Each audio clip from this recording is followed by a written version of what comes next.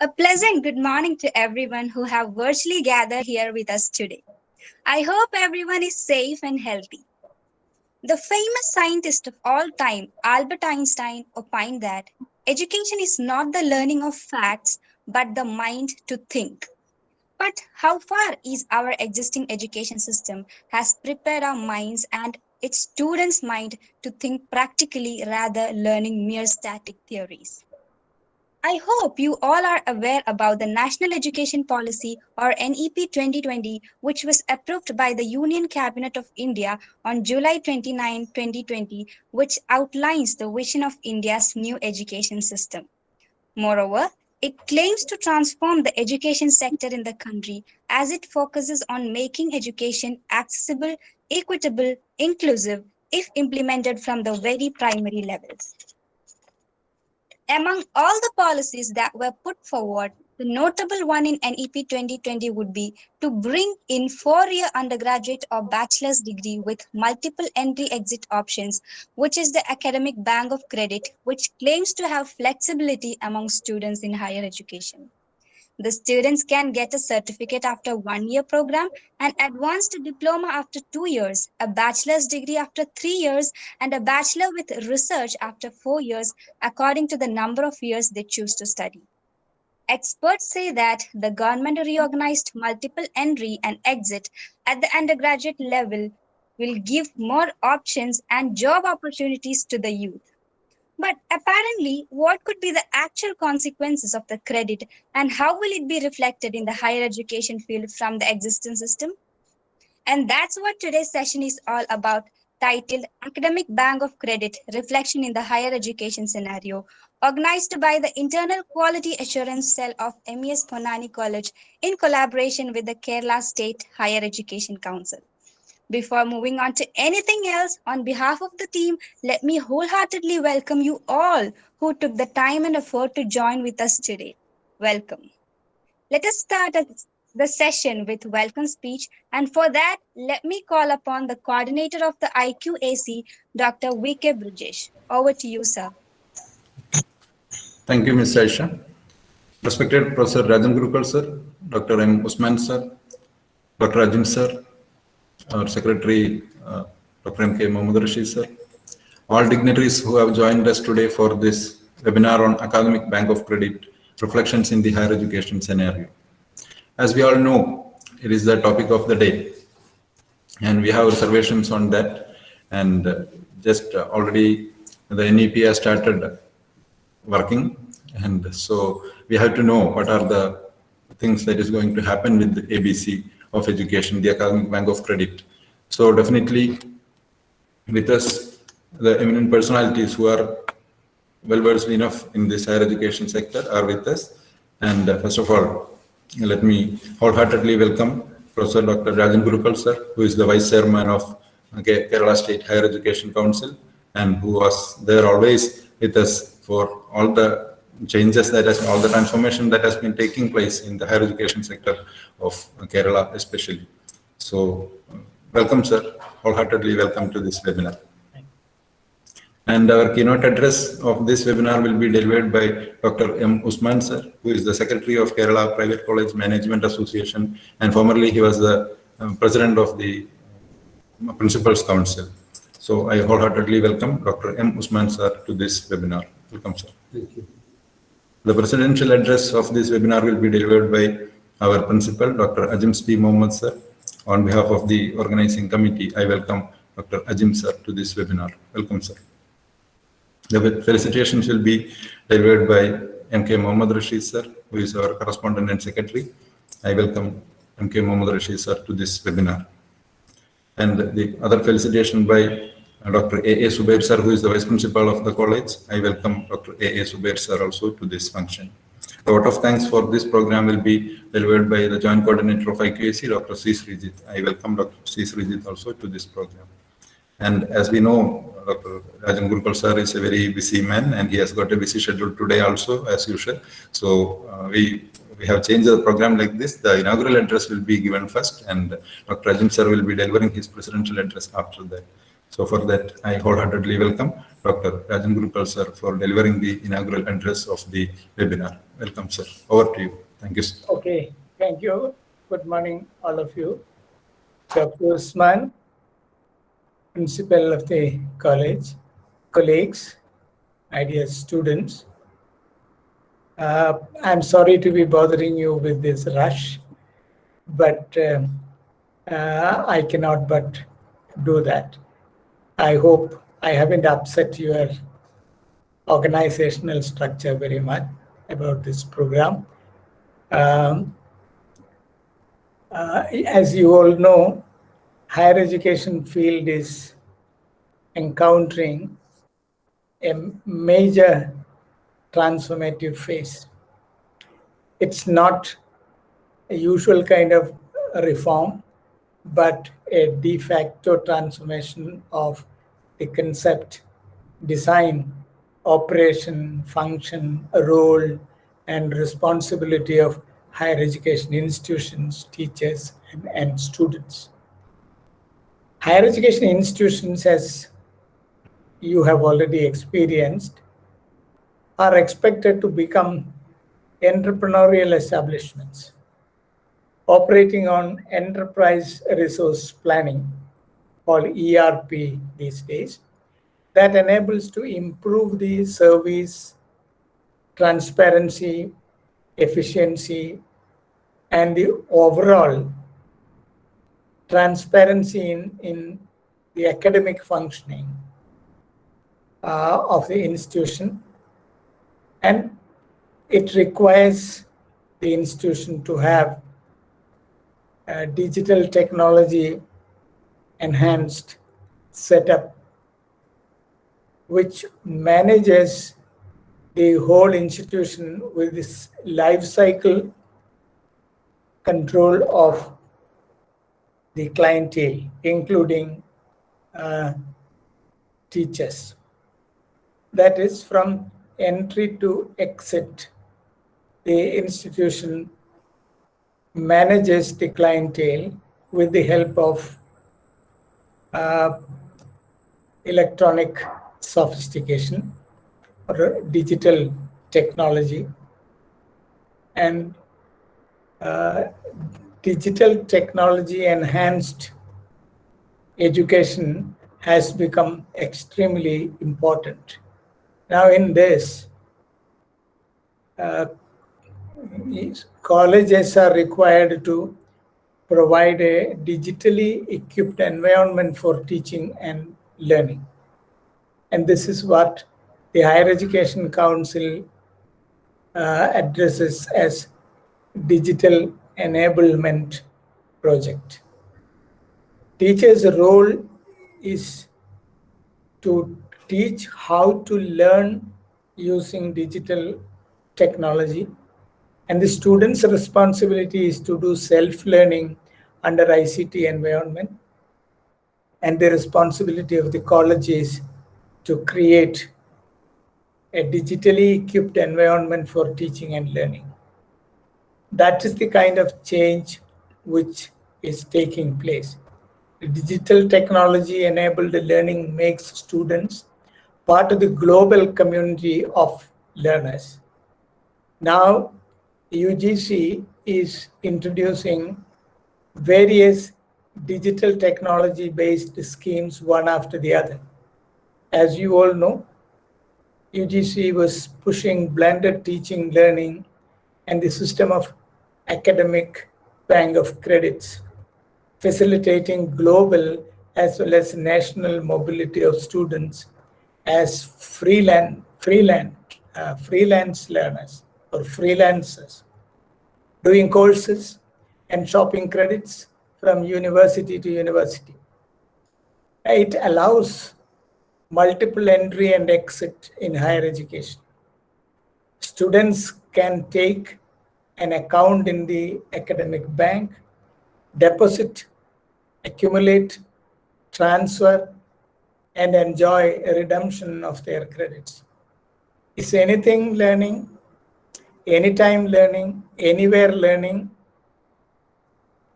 at any level learning, very flexible and totally free of rigid institutional restrictions. This is the direction of advanced higher education today.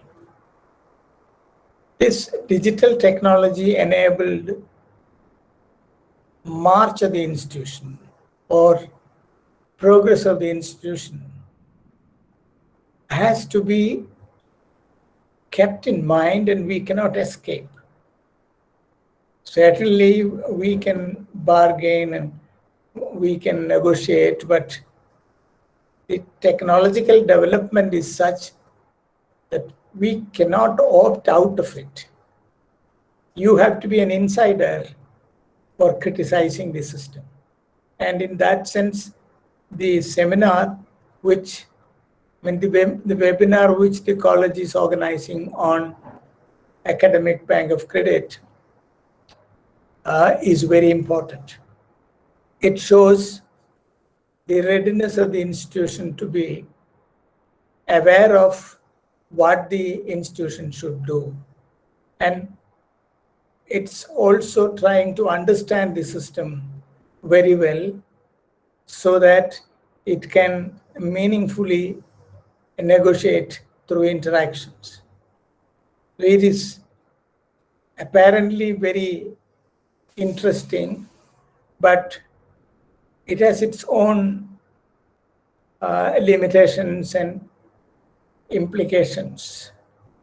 See, certainly it allows students deposit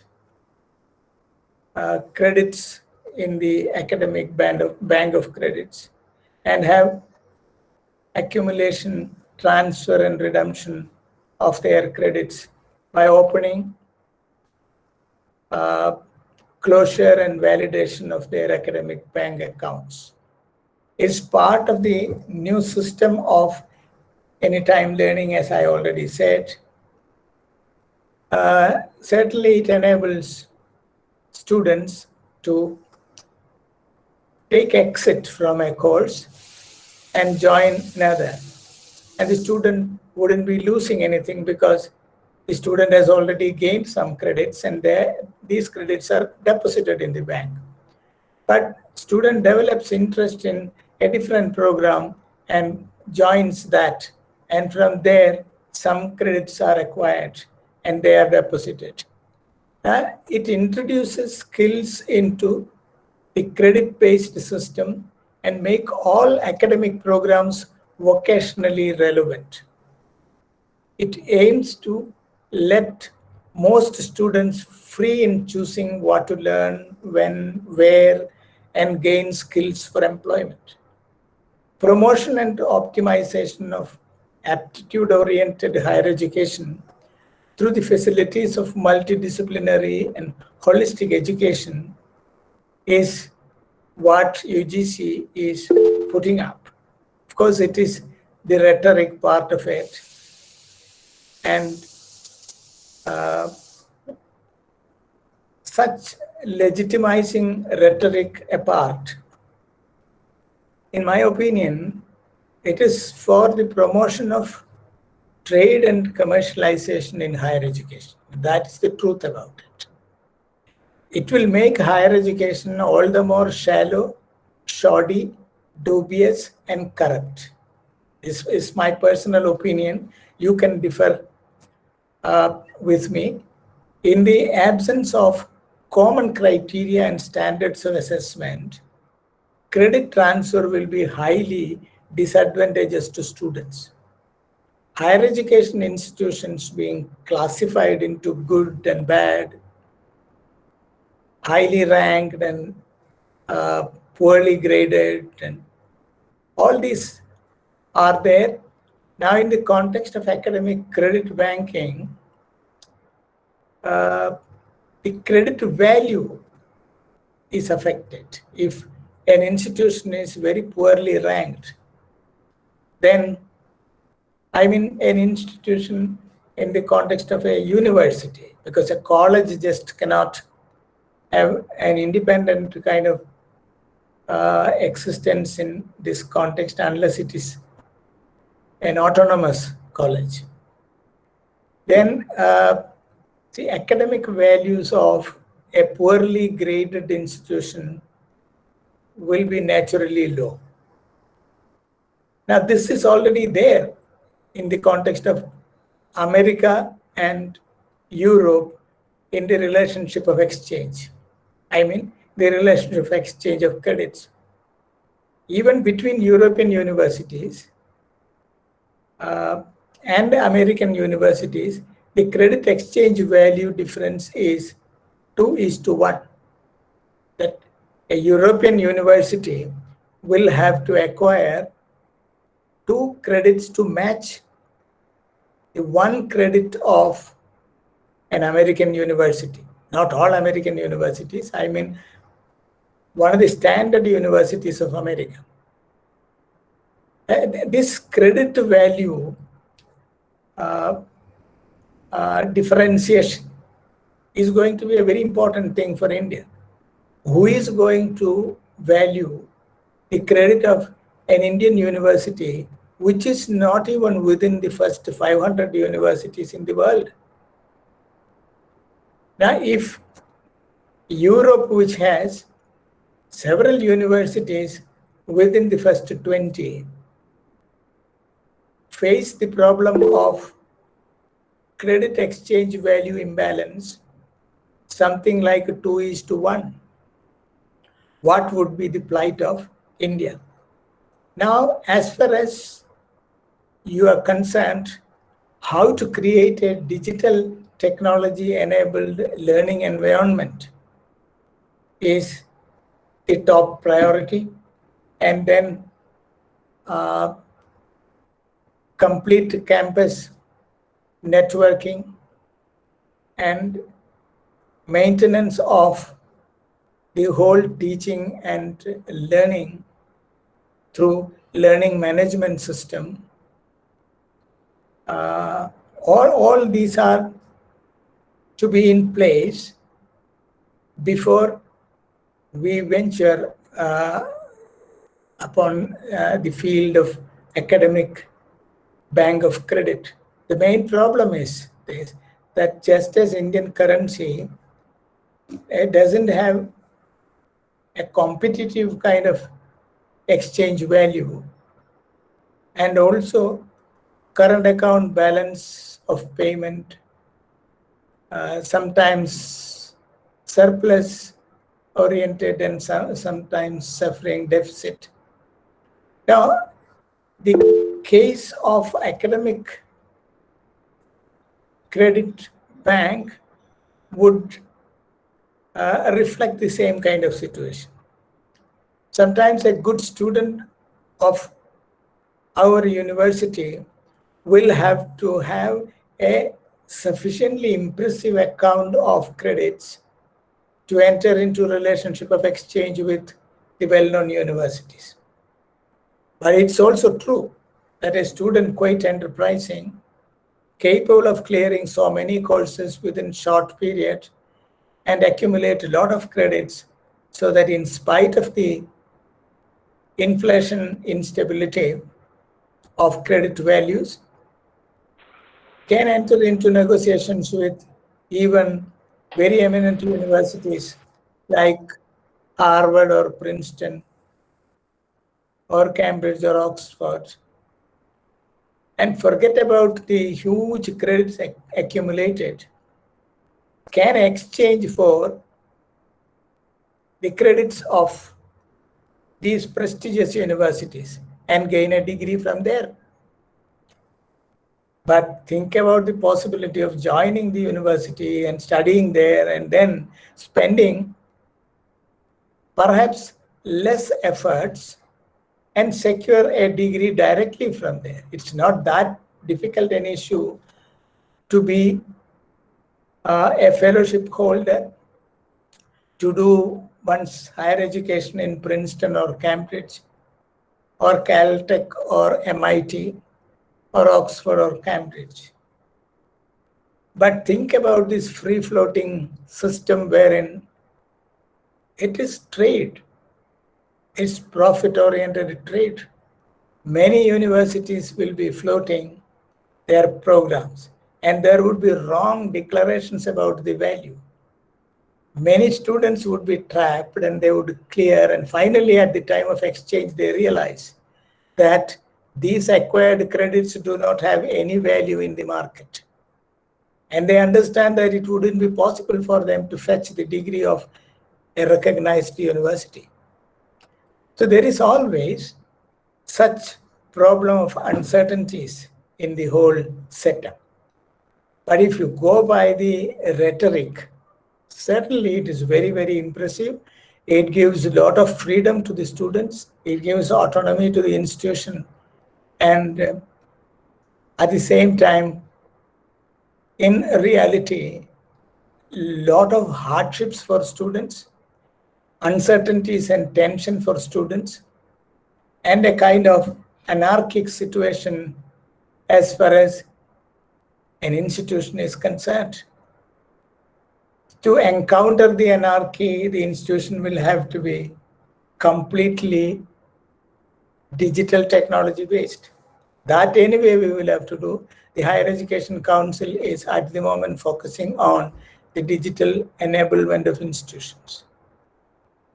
Now we prescribe the free open source software platform called Moodle with the learning management system customized for each college to run online teaching learning effectively. And LMS is going to be a problem resolving system because it acts as a record of student performances and teacher performances, and it helps better impartial evaluation of students, and it would certainly cut the delay of conduct of examinations as well as announcement of results and so on. So these are time-related updating that each institution must achieve.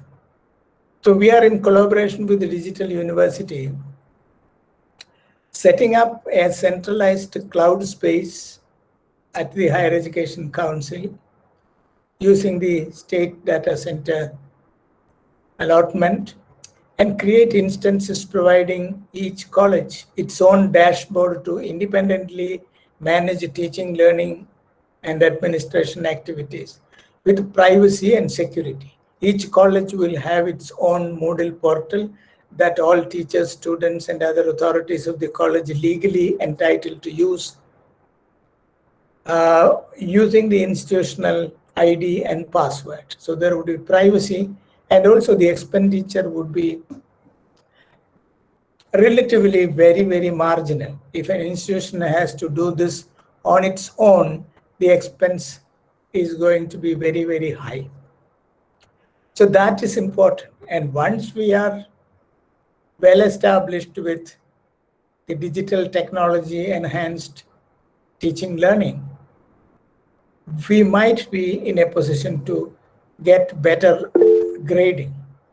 For example, the outcome-based education and then the learning outcome matching with the learning outcomes of established universities. And there is comparability, there is transparency about it, and also easily evaluated scenario would be there. And perhaps all these can go into the gaining of a high grade for our institutions, a better ranking for our institutions. Just as it would be possible for the country to attain high value in the context of current account exchange, current account transactions. Now we also might be able to enhance the value. In that stage, it might be possible for us to enter into the academic bank of credits system. Now with these words, I wish you all the best, and I hope that you would be taking immense benefit out of the workshop which you are organizing in collaboration with the State Higher Education Council. Wishing you all the best. I withdraw. Thank you, you so Rajan. much. Okay, sir, if you want to say anything. No. I just want to say that, Gurukul sir, I will try to share your apprehensions also in my presentation. Okay, sir. Thank you. Okay, thank you. May I take leave? Okay, sir. Okay. Sir. Sure, sir. Sure. Thank you, sir. Thank you. Thank you very much, sir. Thank you so much, sir. So that was Dr. Rajan Gurukul, who being a leading social scientist, historian, professor and writer, and who also currently serves as the Vice Chairman of the Kerala State Higher Education Council. On his absence, I would like to thank him so much and having shared his opinions about the topic and having found time to spend with us despite of all his busy schedule. Thank you, sir. Now, let me invite the jubilant personality of the college, the principal, Dr. Ajims P. Mohammed, for the presidential address. Over to you, sir. Thank you, Aisha. Respected Chief Guest of the Day, Professor Rajan Gurukul sir, Dr. M. Usman sir, Sister Teresa sister, other principals and faculty members, students and participants who are attending this wonderful webinar. This is the right time. We are organizing a webinar on Academic Bank of Credit, just recently launched by Prime Minister of India on July 29th, just after the launching of National Education Policy, a draft of National Education Policy. And I'm not taking much of the time because this topic must be, the deliberations given by Dr. Rajan Gurukul sir must be discussed in detail in the coming days also, because Academic Bank of Credit is it may affect the higher education sector. He has already discussed about the merits and demerits of Academic Bank of Credit. So I am expecting more deliberations from Dr. M. Usman sir also. He has written some article just 1 week before in a newspaper regarding the advantages of this thing, Academic Bank of Credit. So I wish all the success to the program, and I request all the participants to make the session more interactive. You can raise your clarifications with Usman sir. He will address all the issues and he will clarify your queries and all. And I wish all the success. Thank you very much. Thank you, sir. Now, let us move on to the session. Dr. M. Usman is a renowned academician and educational administrator and has more than 35 years of experience in teaching and research. He has been the founder director of PM Institute of Civil Services Examination, Farooq College, Calicut, and the founder principal of Amal College, Nilambur. Being a researcher and a writer, he is a research guide in 3 universities and has published 3 books and more than 300 articles. He has been the president of the Kerala Principals Council after completing the tenure of 3 years as its general secretary. Currently working as the principal of MIC Arts and Science College, Athanikal, Malappuram district, and as a consultant in assessment and accreditation, higher education and research, and the chairman of the expert group for social impact assessment of public projects in Malappuram districts under LARR, or Land Acquisition, Rehabilitation and Resettlement Act 2013. He is also serving as the secretary of the Kerala chapter of Indian Colleges Forum, New Delhi, General Secretary of Kerala Private College Management Associations, and General Secretary of Federation of Muslim Colleges, who is also a recipient of 2 state level and 2 national level awards for the contribution in higher education. Can we have anyone better than him to lead the session of the day? Let me with honor and privilege welcome Dr. M. Usman to lead the session. Over to you, sir. Thank you, Ms. Aisha, for your kind words on me. My esteemed friend, very jubilant friend, Dr. Ajims P. Mohammed, Principal of MES Ponnani College, senior most principal, one of the senior most principals in Kerala, the Honorable Secretary of the MES College Management, Mr. Muhammad Rashid, the academician and the Vice Chairman of Kerala State Higher Education Council, Dr. Rajan Gurukul sir, IQAC Coordinator, Dr. Bijesh, Joint Coordinator, Mr. Subai, beloved principals, faculty members, my dear students, and the participants from other states, my ICF friends, like Sister Teresa and others. And good morning to all. I am extremely happy to be a part of this program, and I thank the organizers for inviting me for this program. On 19th August, I wrote an article in one of the leading Malayalam dailies, which received tremendous response from different academic circles. And your principal, my friend, Dr. Ajims, called me and just asked me, can we have a session on it? I readily agreed because we wanted to initiate some discussion on this very important issue or a very important program already announced by the Government of India, by the Honorable Prime Minister. Now, I have been introduced here as representing several organizations. Of course, the ideas that I present here, especially the apprehensions and other things that I share here, is only my personal views, not of the organizations. Because the organizations has to develop their own views based on common consultation among the members. Therefore, many principals who are here, or faculty members, or researchers, and other academicians may not agree with me. And of course, at organizational level also, we may have some disagreement about the scheme. But our purpose is to have a discussion, a detailed discussion, so that more light is generated on the issue.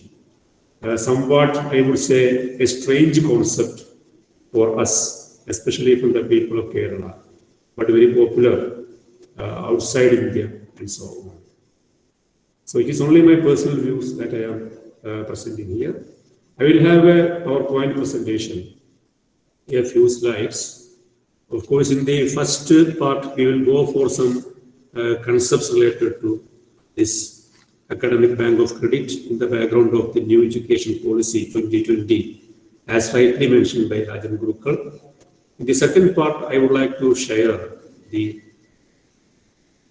legislative framework or regulatory framework already announced by the UGC, because it has come to into existence. So how it is going to work as given by the regulations prescribed by the UGC. In the third part of my discussion, I will try to raise some apprehensions. Of course, I share the apprehensions of Honorable Dr. Rajan Gurukul also on this issue. And I would also like to mention the response from Kerala to this so far and how we can tune with these responses. So with these words, I will like to have the presentation of my slides. Okay.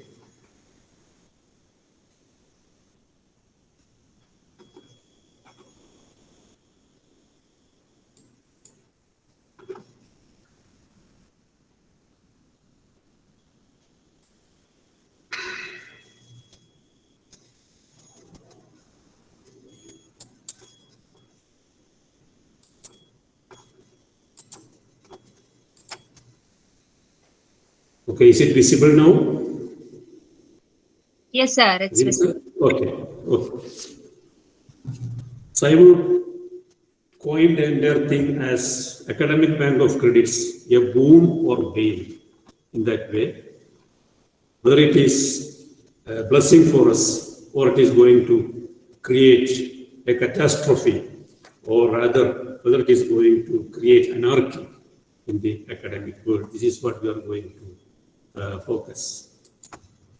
See, as already mentioned by Principal Honorable Prime Minister Narendra Modi ji, launched the Academic Bank of Credit scheme in 29 July 21, on the day of marking the completion of 1 year after the implementation of the new education policy 2020. And of course, UGC has already notified ABC scheme by a regulation on 28 July 2021.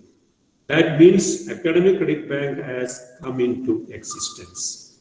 It has become operational, and a website has been created by the Government of India, www.abc.gov.in, and many higher education institutions have already registered. I would say if you just check the website, you can see most of the premier education institutions of the country have started registering themselves in the Academic Bank of Credit website of the Government of India. For example, JNU has already registered. Jamia Millia Islamia has already registered. Hyderabad University already registered. IFLU has already registered. Bombay University registered. Punjab Central University, Guru Nanak Dev University, Tezpur University, Mizoram University, a few NITs, a few private universities. All these universities have already registered in the Academic Bank of Credit. That means they have accepted the proposal and they are going to implement it from this academic year, 21 to 22 admission onwards. And many institutions are, from my understanding, especially from the states of Madhya Pradesh and Karnataka, they will be registering in the website.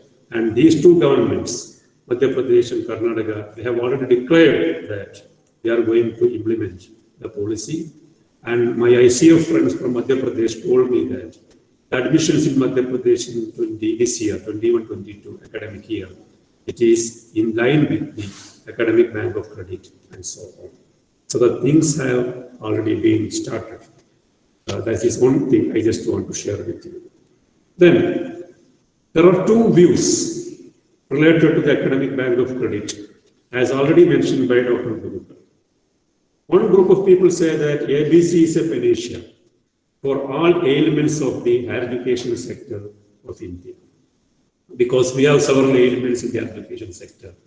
We used to lament about the rigidity of the Indian higher education system, high rate of dropout, then the lack of horizontal mobility for our students, and also very low GER and so on. So it is argued that by giving some kind of flexibility to the students or some kind of flexibility to their system, especially undergraduate education, it will try to solve many of these issues in that way. That is one thing. The second view is that it is a part of a larger design of privatization and commercialization of higher education. So one group of people say that it is a design of part of a larger design of privatization and commercialization. Because we know already the Government of India has started some kind of privatization and commercialization, including the public sector undertakings by a special scheme and so on. So it is a part of the larger design of this particular thing. And NEP is also tuned in that line. That is the second view.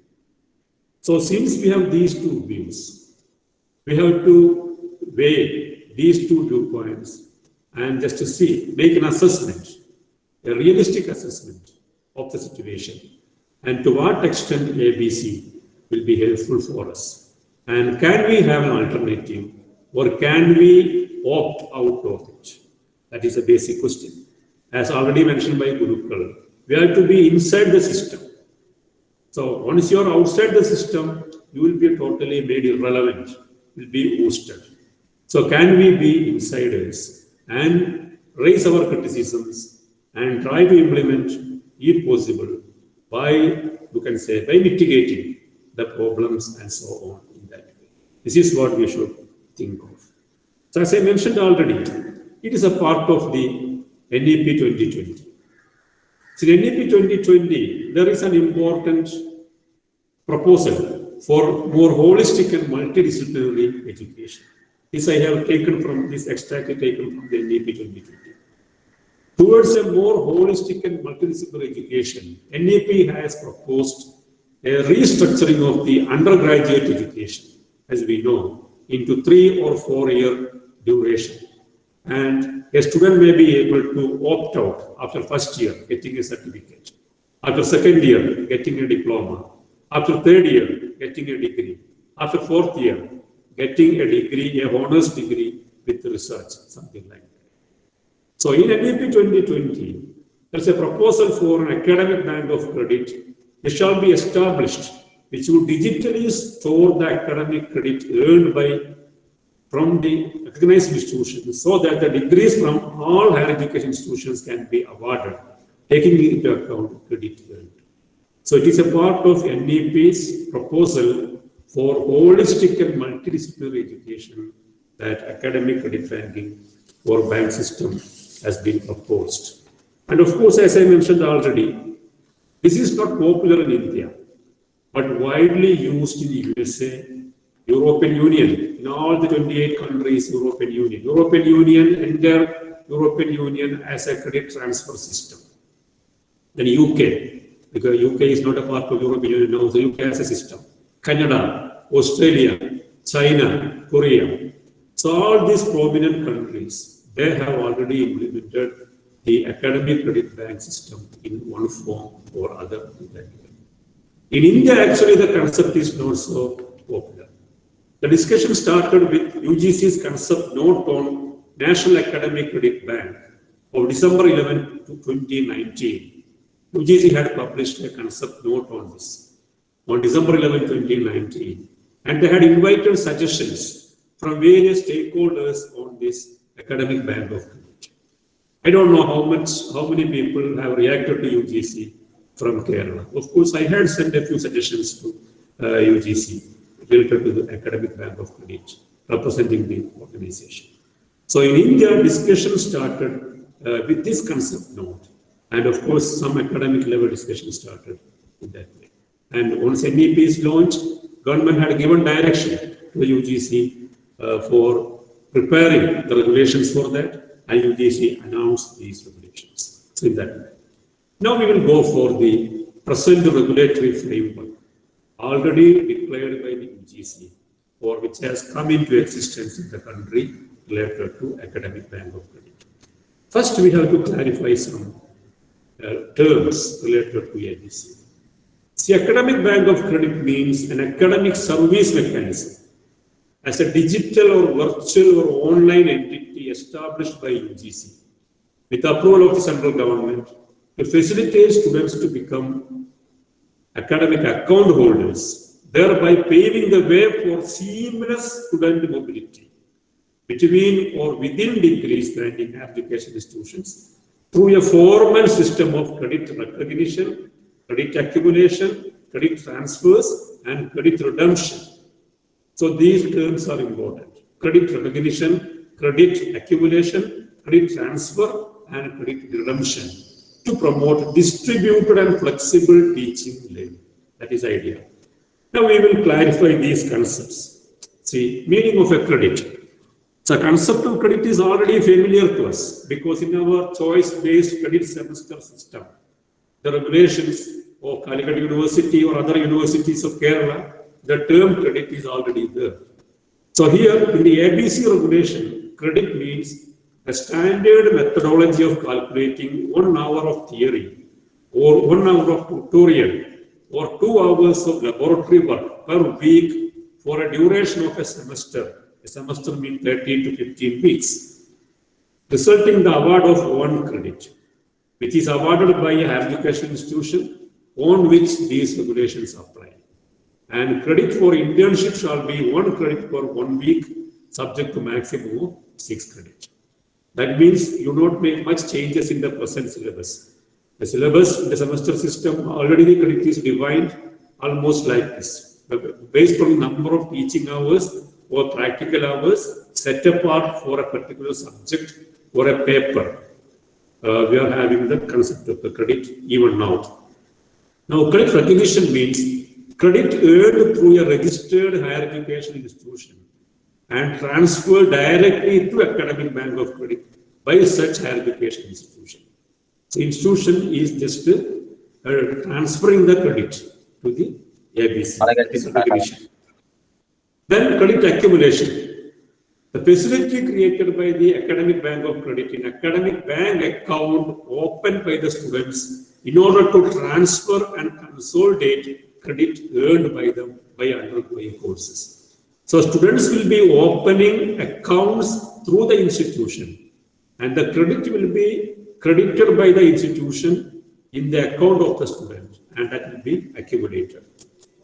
Then credit transfer means a mechanism by which registered institutions are able to receive or provide prescribed credit to individual academic bank account in adherence to University Grants Commission norms for courses undertaken by students enrolled in any registered organization. So we know what is a course. A course is a paper actually. So for all the courses there will be credit given. So this can be transferred to the institution in that way. So all these are already familiar to us. Then redemption means a process of commuting the accrued credit in the academic bank account of the student maintained in the ABC for the purpose of fulfilling the credit requirement for award of degree or diploma or certificate or coursework for PhD by a registered degree awarding institution. So institution can redeem this credit on the basis of the request from the student for getting a certificate or a diploma or a degree or as a for PG or for the coursework of the PhD and so on. So these are the few terms which are very crucial with respect to the implementation of the Academic Bank of Credit. Now we will just see the well-defined objectives of the ABC. The argument is that to promote student centricity with the learner-friendly approaches in higher education across the country. It is already been mentioned that it is something like anywhere, anytime, anything learning.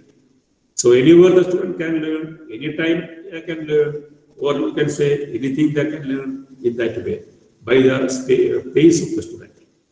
Secondly, to enable the students to select the best courses of combination of courses to suit their aptitude and pursuit of knowledge. See here, UGC's concept note is giving two examples related to this. One is the example of a student, a very bright student, who wanted to pursue physics as his major. But out of the compulsion of the parents, he had to join an engineering college or some other subject. And he was not interested in engineering, he was interested in physics. Out of the compulsion of parents only, he joined there.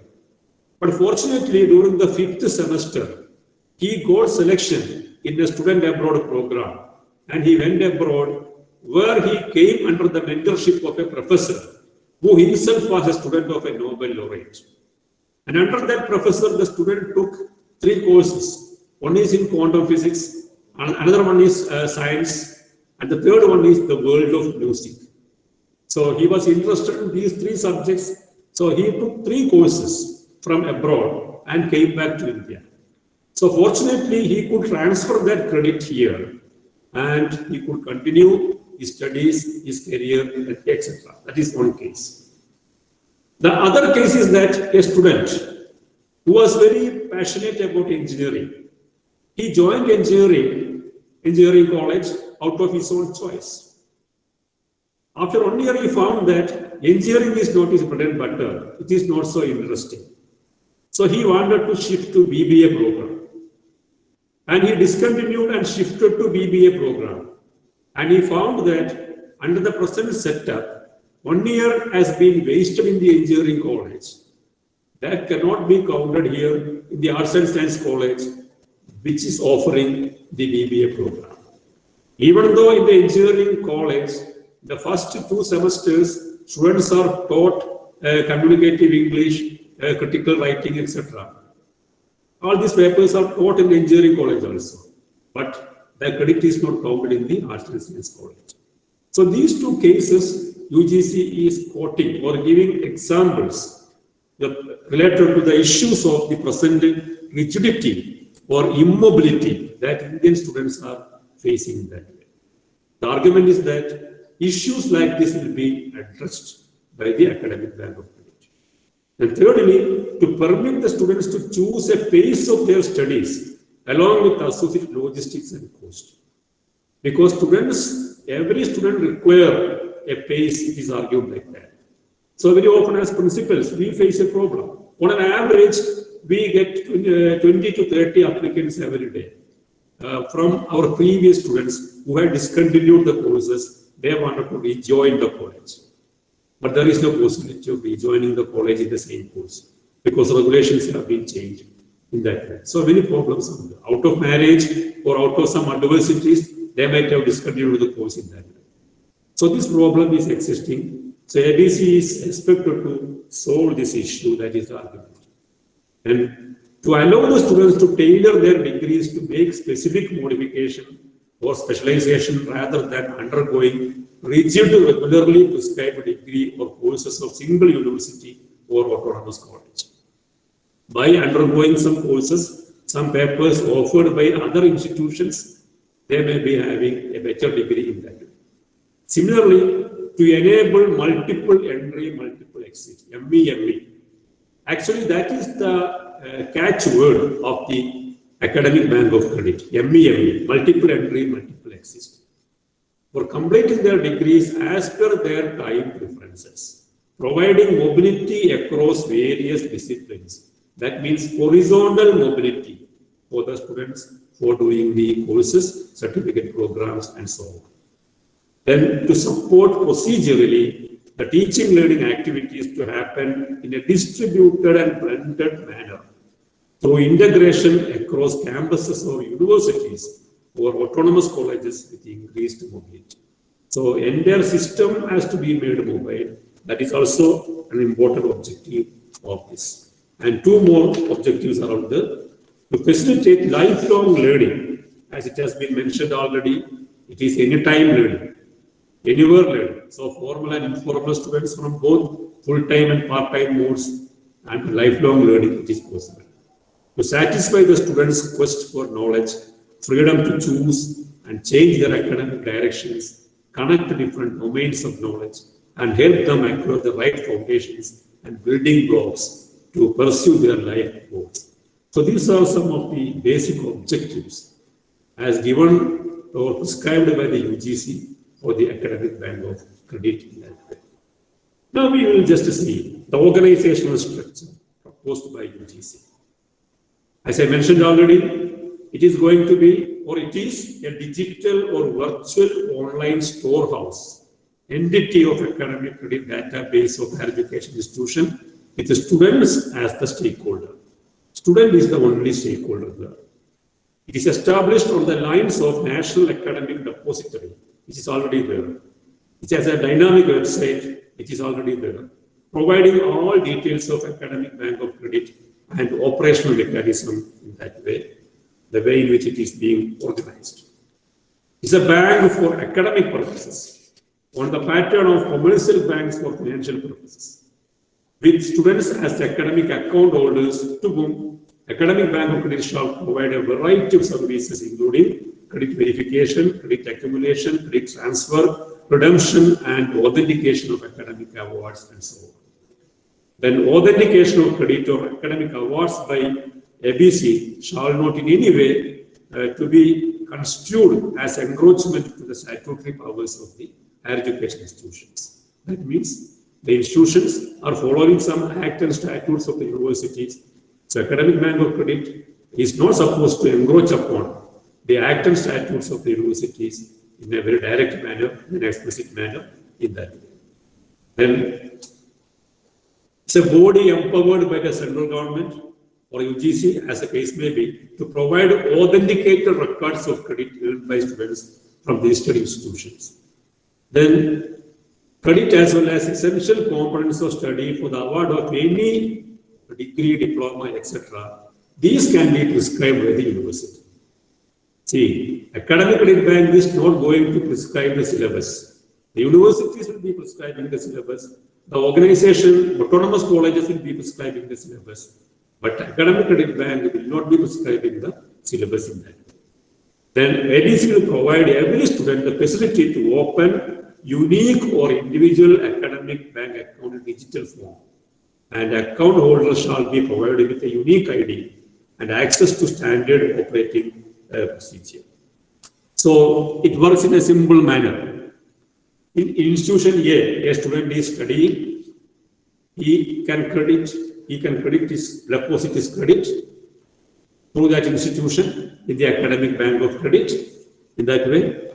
So he is studying here, he can deposit the credit here in the bank, and suppose he discontinue or he opt out from here, join another institution, institution B, he can redeem the credit. So it is called redeeming the credit. The student who obtained the credit or acquired the credit in institution A, it will be transferred to academic bank of credit, and this credit he can redeem the institution B where he is joining to complete the course in that. This is how it works. Okay. Then we will come to the next slide. The functions. The functions are being defined as it deposit the credit. Excuse me, sir. Can I? Not visible. No. Slide has been stopped sharing. Oh, I will just. Okay.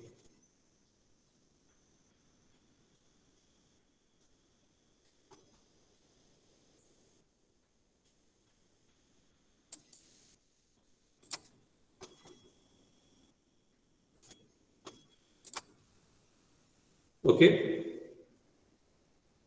Yes, sir, it's okay. Okay. Now it's okay, sir. Now it's okay. Okay.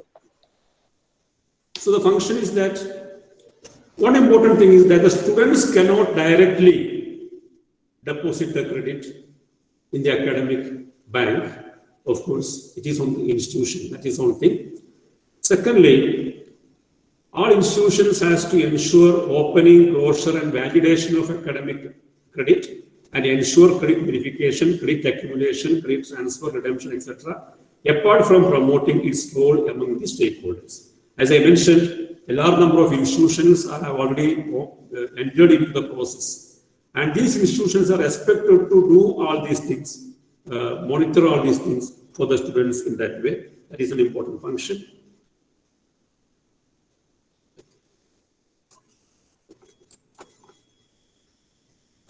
Okay. Then the courses undergone by the students through the online modes like SWAYAM, NPTEL, VLab, or any other university shall also be considered for the credit transfer and credit accumulation. So not only the students who are studying, you can say in the offline mode, in the campus mode, if a student is doing courses from these things, whether it's a digital format or online format or a MOOC format, all such courses will also be taken into account in that way. Then it is not limited to distance or non-contact mode, and extent of amalgamation of various existing and futuristic teaching learning models. All these can be considered depending upon the regulations related to the academic bank in that way. That is another function. Then, as I mentioned already, the norms with respect to curriculum content, curriculum transaction, educational technologies, courses offered, timing, continuous evaluation, attendance, novel methods of assessment, etc., shall be decided by the institution and not at all decided by the academic bank of credit. And that should be consistent with the overall policy and philosophy of the holistic multidisciplinary education under NEP. Only thing is that all these should be in tune with the proposals under NEP in that way. The universities can do that. The interest of the students, credit earned and deposited with ABC, this is very important, will be valid for the purpose of redemption to a degree or diploma or postgraduate diploma or certificate for varying duration as specified by credit awarding and credit accepting subject to maximum duration of 7 years. So once a student deposits credit in the academic bank, the maximum time limit for redeeming such credit is 7 years. If it is not redeemed within 7 years, that is going to be expired. Similarly, it will encompass all higher education programs coming under the purview of UGC, ICT, NCT, and also the professional programs. So some professional organizations like medical college, even medical colleges have joined the academic bank of credit, when I checked their website yesterday.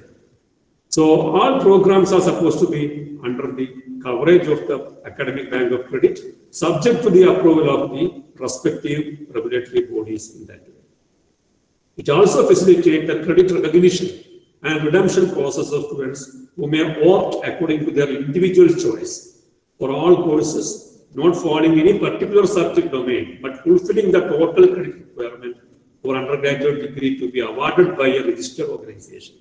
Suppose a student take different credit from different organization, and of course that can also be counted subject to a limit given by the rules in that way.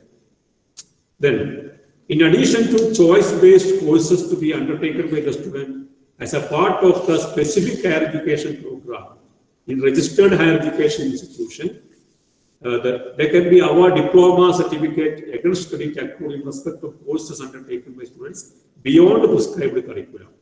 A student who is now studying in a college, he can do a program, a course in another college if it is offered there, which is not strictly a part of the curriculum, which is now undergoing the course in that way. That means he is getting a chance to enroll for a program in another institution also, side by side with the course in that way. And the credit obtained by students by undergoing skill courses from registered institutions offering vocational degree or diploma, postgraduate diploma, etc., that will be redeemed through the Academic Bank of Credit. As Gurukul mentions, in the case of vocational education also, this is going to be introduced in that manner. Then credit obtained by undertaking courses in registered institutions for the academic year 21-22, that is this year's admission alone, are eligible for credit transfer. From this academic year onwards, this is going to be implemented. As I mentioned already, in some states, they have started the process, and from 21-22 onwards, for example, if a student enrolled for a program in JNU this year, 2021-22, or IFLU in 21-22, or Jamia Millia in 21-22, this academic year, definitely they will be getting this particular facility of Academic Bank of Credit and so on. And the Commission will provide financial assistance and administrative assistance to the Academic Credit Bank as deemed to fit. That there will be some financial assistance for all these things by the UGC. Then let us see whether it is possible for all institutions to do that. See, the eligibility criteria to register in this Academic Bank of Credit, universities and autonomous colleges which are accredited by either NAC with a minimum A grade or National Board of Accreditation with at least programs, 3 programs, 675 score in that way. So NAC A grade universities and autonomous colleges can register in the Academic Bank of Credit. So all the 4 affiliating universities in Kerala, Calicut, Kannur, MG and Kerala, these universities can register in the Academic Bank of Credit. If these universities register in the Academic Bank of Credit, automatically the colleges affiliated to these universities, they also get the facility. Similarly, all the autonomous colleges of Kerala, they themselves can register in the Academic Bank of Credit because autonomous colleges can do that. The other criteria is top 100 NIRF framework. So in NIRF framework, National Institution Ranking Framework, the colleges or institutions which are coming under the first top 100.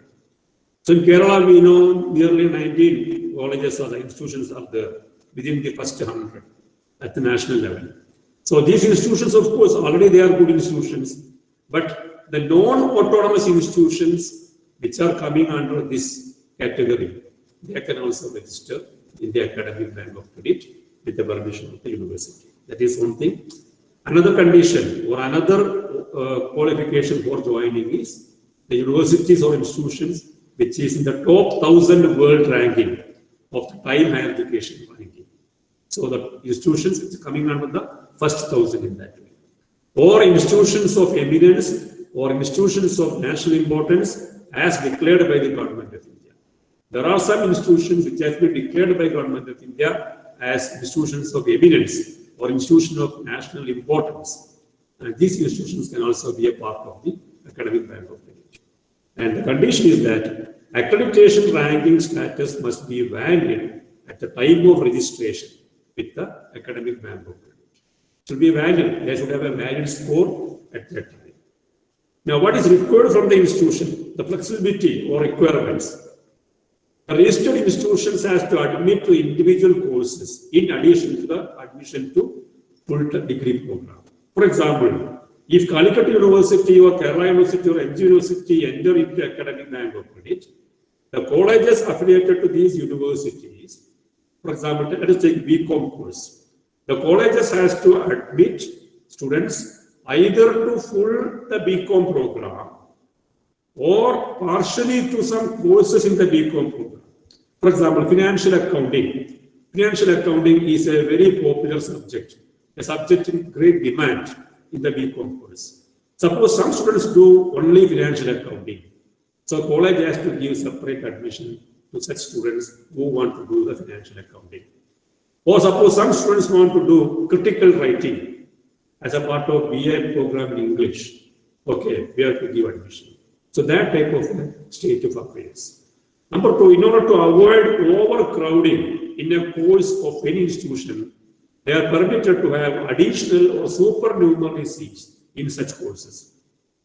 Suppose in BCom course, as I mentioned, if there is great demand for the course of financial accounting in a college, they have to create additional seats for financial accounting. If there are 60 seats for BCom, suppose 80 students are there who have opted for the financial accounting. So additional seats, supernumerary seats has to be created. So these are the problems related to the implementation that we face when we come to the practical aspect of that. Similarly, the courses which are not coming under the purview of any professional standard setting body like UGC, etc., they have to create some supernumerary seats with approval of the universities. So the colleges can admit, provided university is providing the permission for the colleges to admit the students. And institutions may also offer a set of courses exclusively for the purpose of academic bank of credit scheme. So principals and faculty members who are attending this program kindly note that we have a choice to have a set of courses exclusively for the purpose of academic bank of credit scheme. That means some courses, I mean papers, some papers with our programs are very popular. As I mentioned, the BCom program, financial accounting may be there. Or in English program, BA English program, there may be a paper like Shakespeare, something like that, very popular. In political science program, international relations is a very popular subject. In economics, econometrics is a very popular subject in that. So in the case of these courses, these study programs, we can define a few set of courses which can be offered exclusively for academic bank of credit. So institution is getting a flexibility there for that purpose, because we can decide which are the courses that we are going to offer under the academic bank of credit scheme. So that is a very important flexibility that institutions are getting.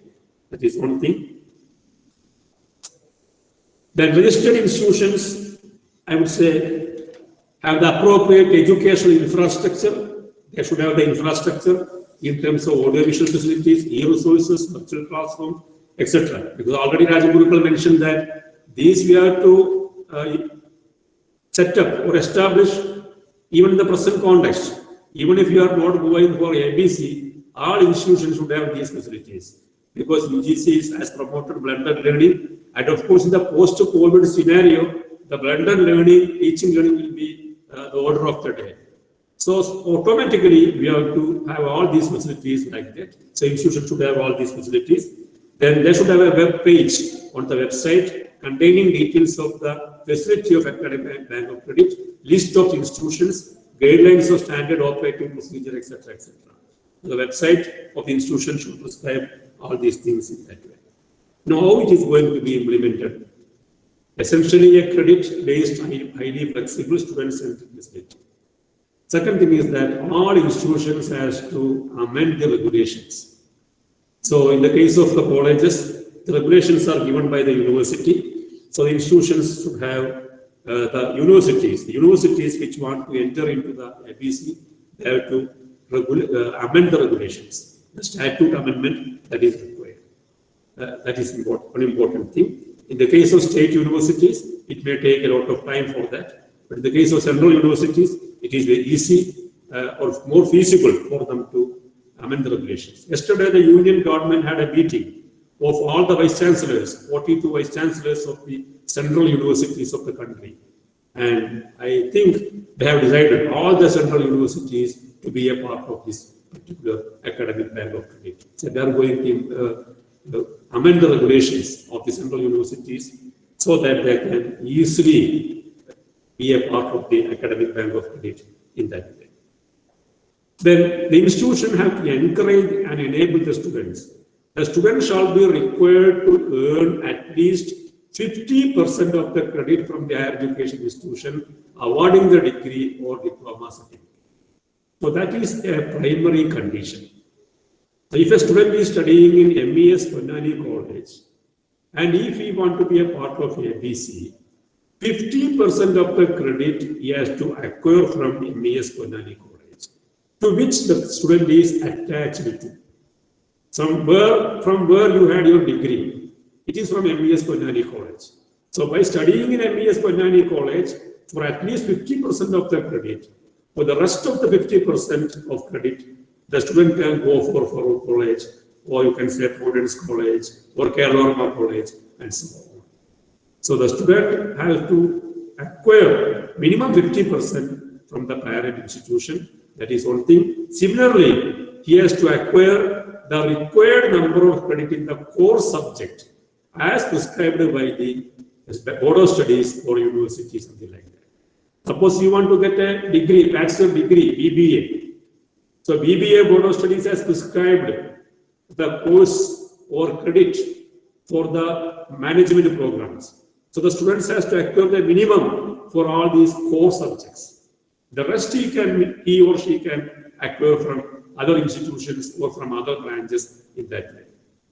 Similarly, students availing flexibility under the facility providing regulation are entitled to subscribe only to courses of their choice and aptitude, so as to enable them to accumulate credit and not to the entire program of study leading to the award of degrees. That means in some individual courses can also the student do over and above the courses in that way.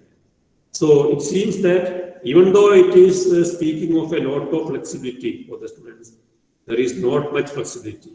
There is some kind of control on the part of the students also.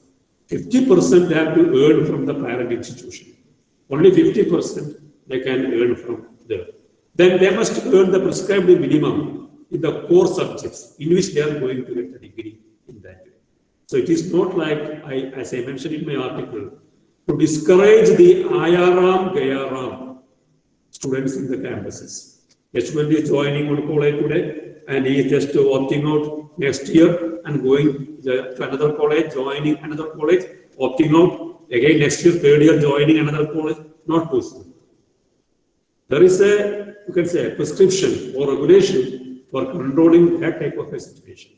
And not only that, there is a minimum time also. The maximum time given for redeeming the credit is 7 years. That within that period, you have to do all these things.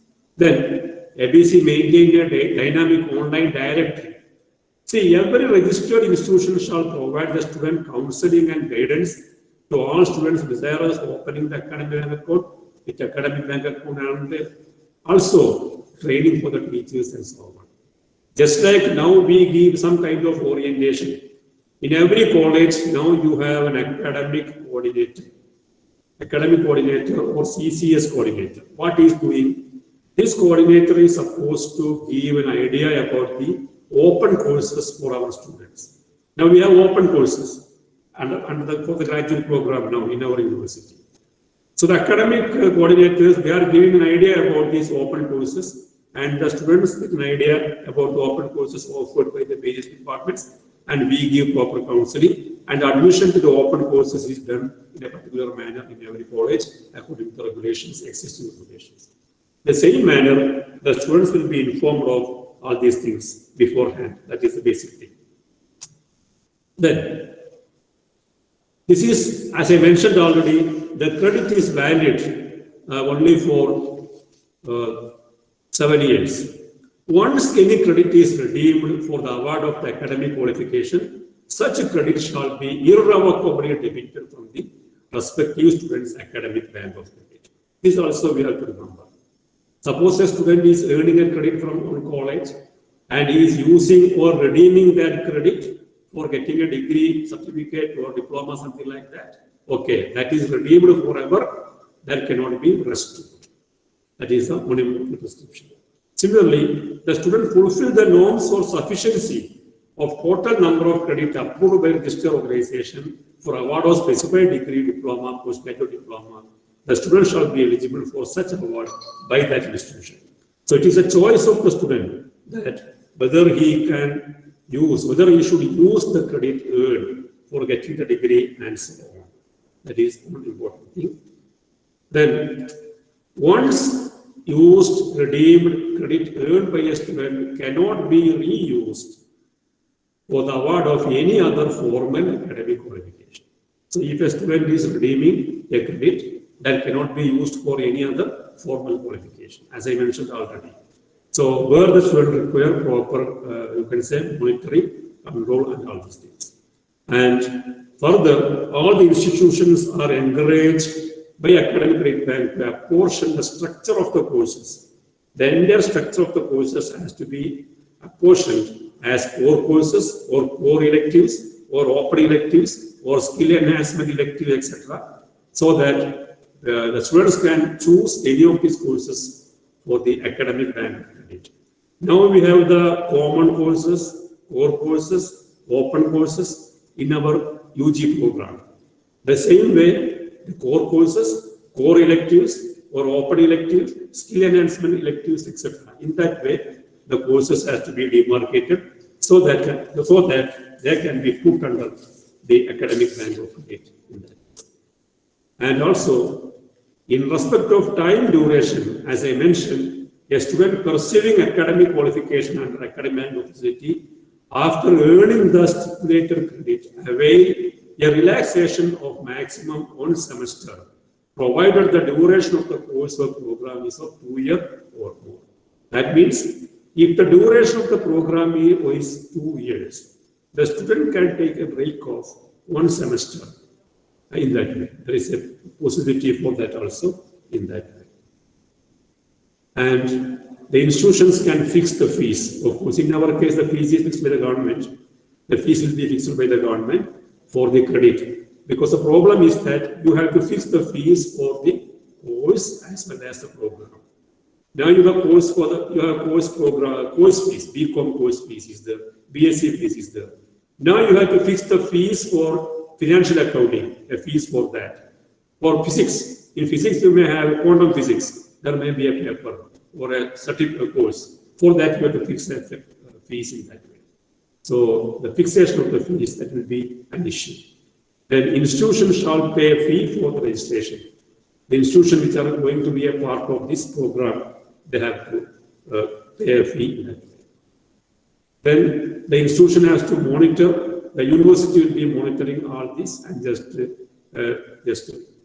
putting it quickly, all these things. And the institution shall offer training, mentoring, academic administrative audit, etc. for the students, for the faculty members, for administrative staff, etc.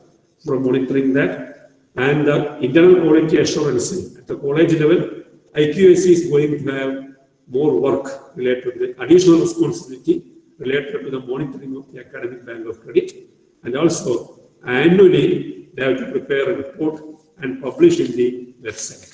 So this report has to be published in the website. Academic bank credit operation report has to be published in the website, and that may be required for bank, etc., etc. And there will be an academic bank credit grievance redressal mechanism. At the UGC level, there is a grievance redressal mechanism. University level, there will be a grievance redressal mechanism. At the college level also, there will be an academic bank grievance redressal mechanism. That will be there. Now, this is the regulatory framework related to academic bank of credit. Now, we will share some apprehensions. As already mentioned by Dr. Rajan Gurukul, I will be faster. See, the first thing, as you rightly mentioned, we have a multiplicity and diversity of higher education institutions. We know India has more than 1,000 universities, let us say 45,000 colleges, and nearly 12,000 standalone institutions, nearly 4 crore students, and so on. So our higher education system is very diverse. In the diverse system of higher education, the implementation of the academic bank of credit, that task will be very difficult. There will be a lot of issues related to that. Secondly, creation of hierarchy of higher education institution. It is argued that already there is a hierarchy of higher education institution in the country. Some institutions are good institutions, some are called excellent institutions, some are average institutions, some are, let us say, poor institutions, if not bad. So institutions which are not a part of the academic bank of credit, they may be marginalized on the one side.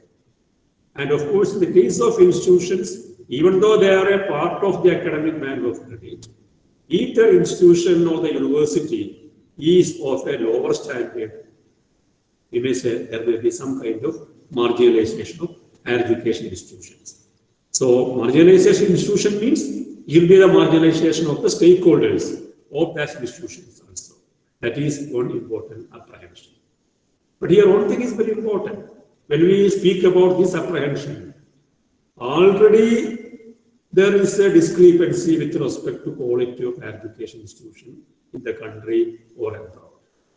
We have good institutions and poor institutions, if not bad institutions already.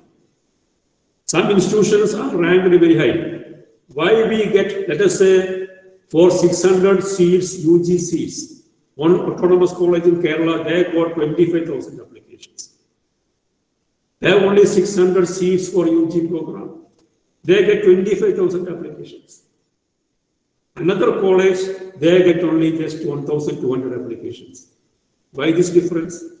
So even without academic bank of credit, there is a hierarchy of institutions. There is a discrepancy with respect to the quality of higher education institutions in that. Here actually, quality improvement is the basic problem.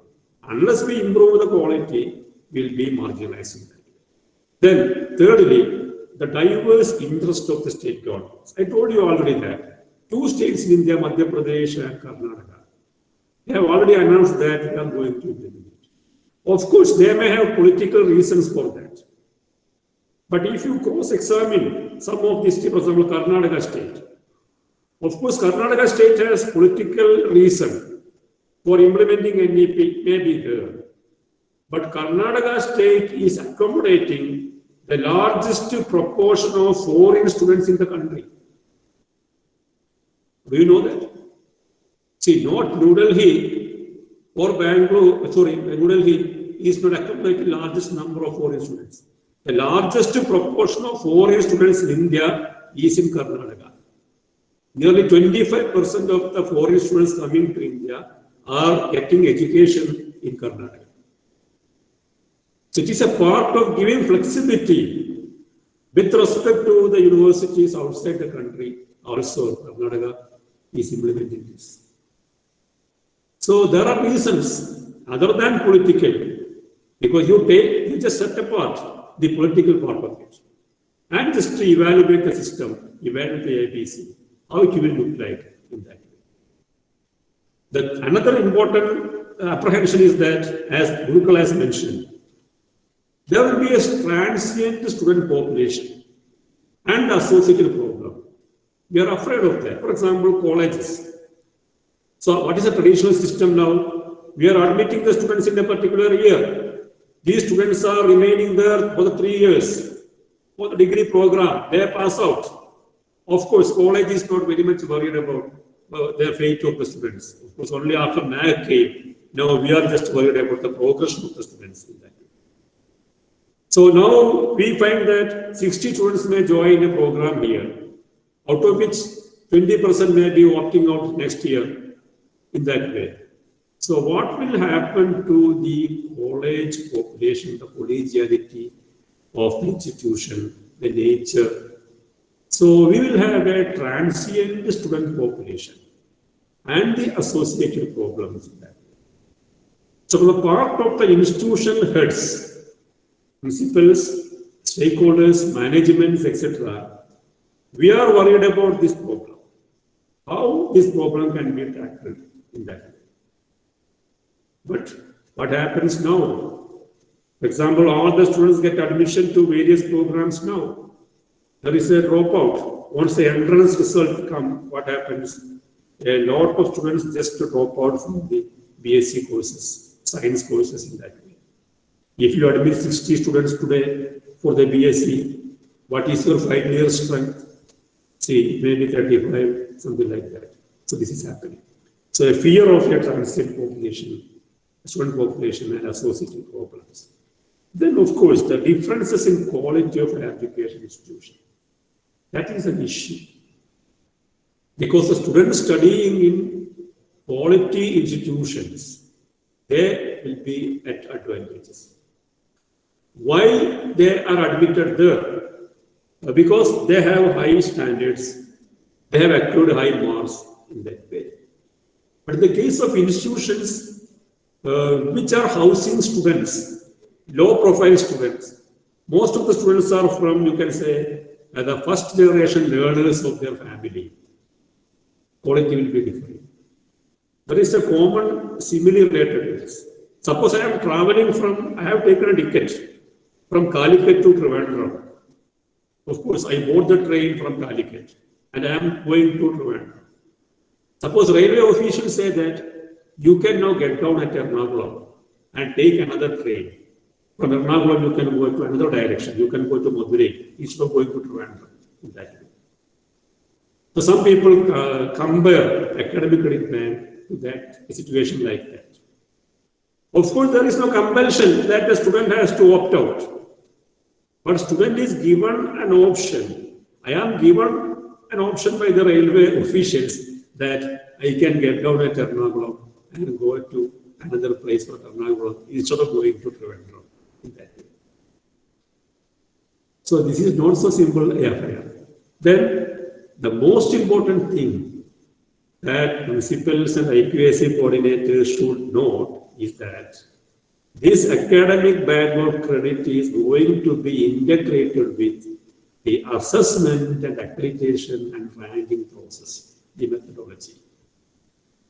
Already in the case of curricular activities, in the case of our 7 criteria, we know there are some matrices related to flexibility of the curriculum. I told you that academic bag of credit require a particular section in our website in which we have to publish the ABC report. So NAAC is going to integrate, or you can say incorporate, ABC activities of the institutions regarding ABC into NAAC methodology. So unless the University of Calicut or University of Kerala or MG University enroll in academic band of Excuse me, credit. sir. Can I interrupt once? Okay, just a few minutes. Mr. K.M. Mohammed, please stop sharing your screen. I think it is by mistake. Okay. See, the problem is that if the university is not becoming a part of it, the colleges under the universities will be the losers. So we have very good affiliated colleges, high standard affiliated colleges. Okay, is there any problem in my presentation? I hope that it is you. Okay. No, sir. Someone, one Mr. Mohammed KM, he started sharing the screen. That's the problem. Okay. Please, Mohammed KM. Okay. No, it's okay, sir. No, it's okay. See, the problem is that if university, suppose the universities of Kerala, they decide that, suppose government of Kerala, under the direction of Higher Education Council, suppose they decide that we are not going to be a part of academic bank. Suppose they decide like that. What will happen? The autonomous colleges of Kerala, they can themselves enroll in academic bag of credit. Other affiliated colleges, they will be the losers. And in the case of accreditation process, I told you already that NAC will be integrating. Sure, they are going to integrate academic bank activities in that way. So that is an important thing. Then we have practical issues related to admission and fee structure I mentioned already, because you have to fix the course fee. Yeah, that can be resolved actually, because in the case of the aided colleges and government colleges, the fee is very nominal. Already it is very nominal. In the case of self-financing courses, for example, BCom program for one semester, they are charging, let us say, 9,000 rupees. So you may have fees for different papers as well as for semesters. That fixation is easy in that way. The problem is that another one, procedural credit equalization. How will we equalize the credit? That is some kind of normalization and equalization of credit. As Rajan Gurukul has mentioned it already, the valuation of the credit, because the different universities are offering the credit, and how the universities will take. I think UGC can prescribe. UGC can prescribe the requirements. Already they have prescribed. What is a credit? They have prescribed. So the equalization and normalization, the problem will come only when a student undergoing a commerce stream, suppose he has taken a credit from music or film production or from psychology, something like that. Normalization and equalization issues will be there. But such issues could be resolved by regulations. Then the teachers' organizations, they have the apprehension that the workload of teachers, how the workload will be affected. As I mentioned already, suppose one course is very popular, there will be a larger intake for that particular course. So the workload of the teachers will be increasing. The next year, there may not be that much of number of students admitted there. There may be a reduction in that. Or you can say there may be another course which is becoming very popular in that way.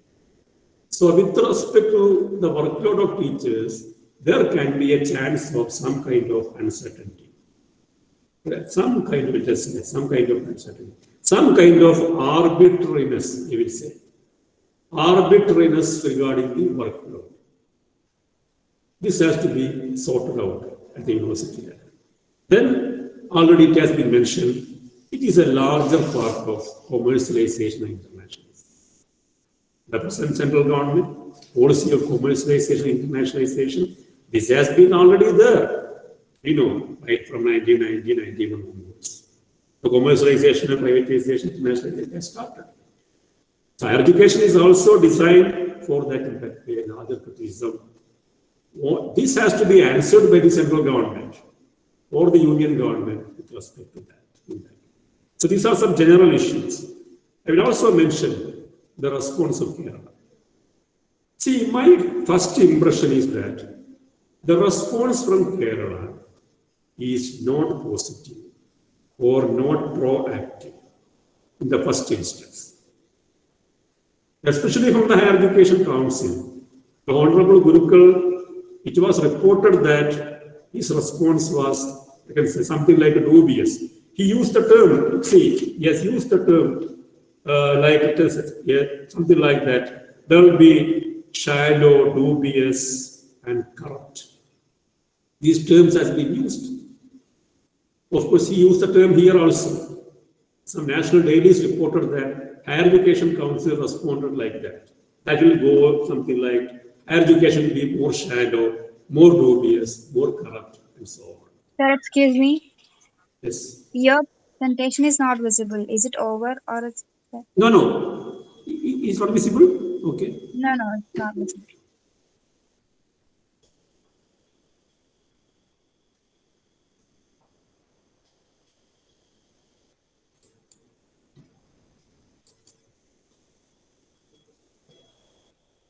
Now visible? Okay. No, you have not shared anything on the screen. No, sir, it's not visible. Okay, I will just see. It got stopped, I think. No.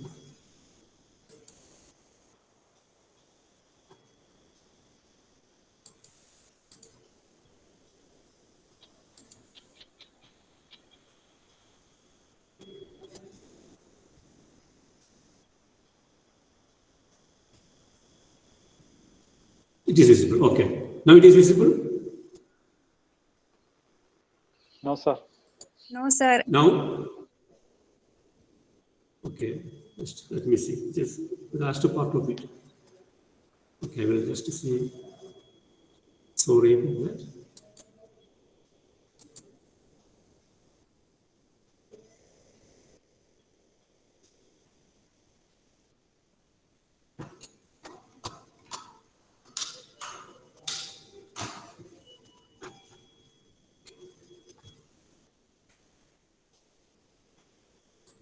Just a second.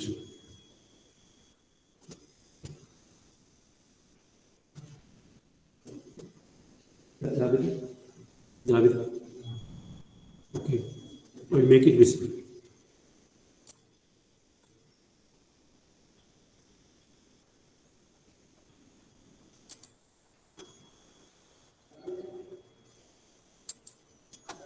Sir, you can stop the presenting and share once again. Sir. Okay, sir. Okay, sir. Okay. We're just coming. Only the last slide it is coming.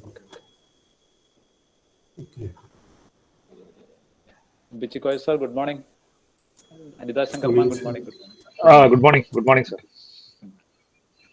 Okay, which was visible.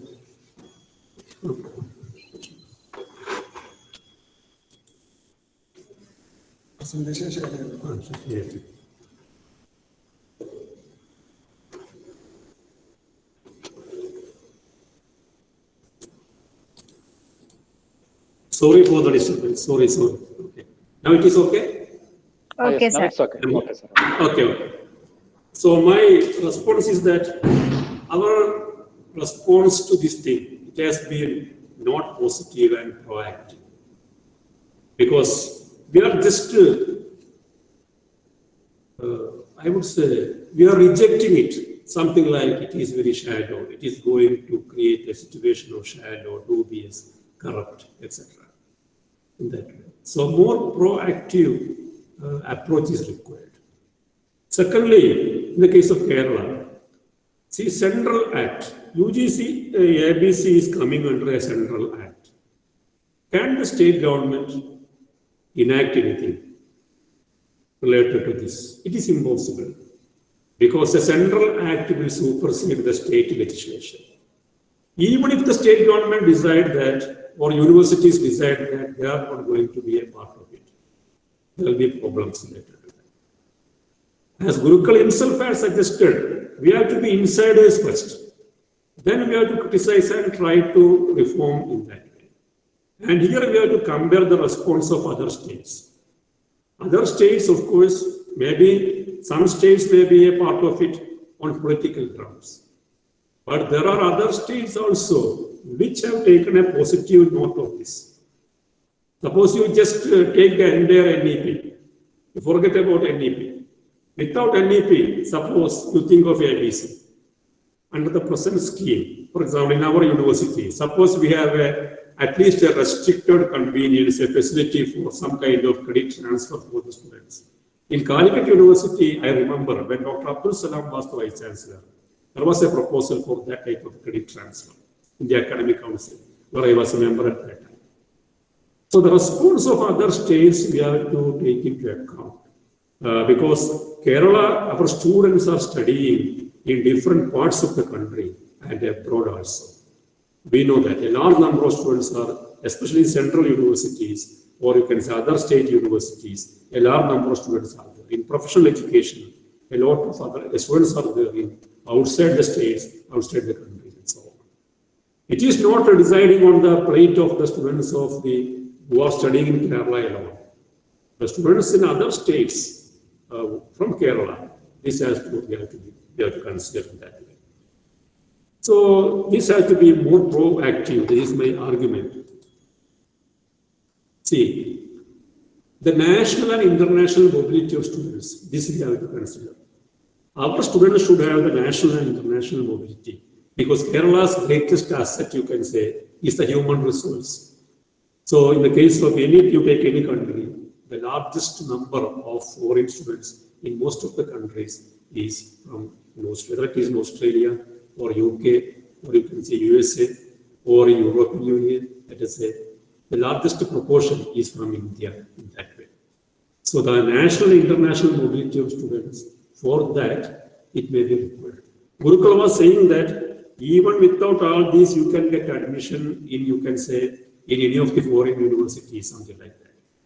So our counter argument is that suppose a student is studying in Bangalore or in Calicut or in Trivandrum in an offline program, and suppose he is able to do a MOOC program of a foreign university, and suppose that credit will be counted here for getting a degree from here, he will be having an advantage because the mobilization, the mobility, international mobility of the credit, something like that. We can think of in that line also.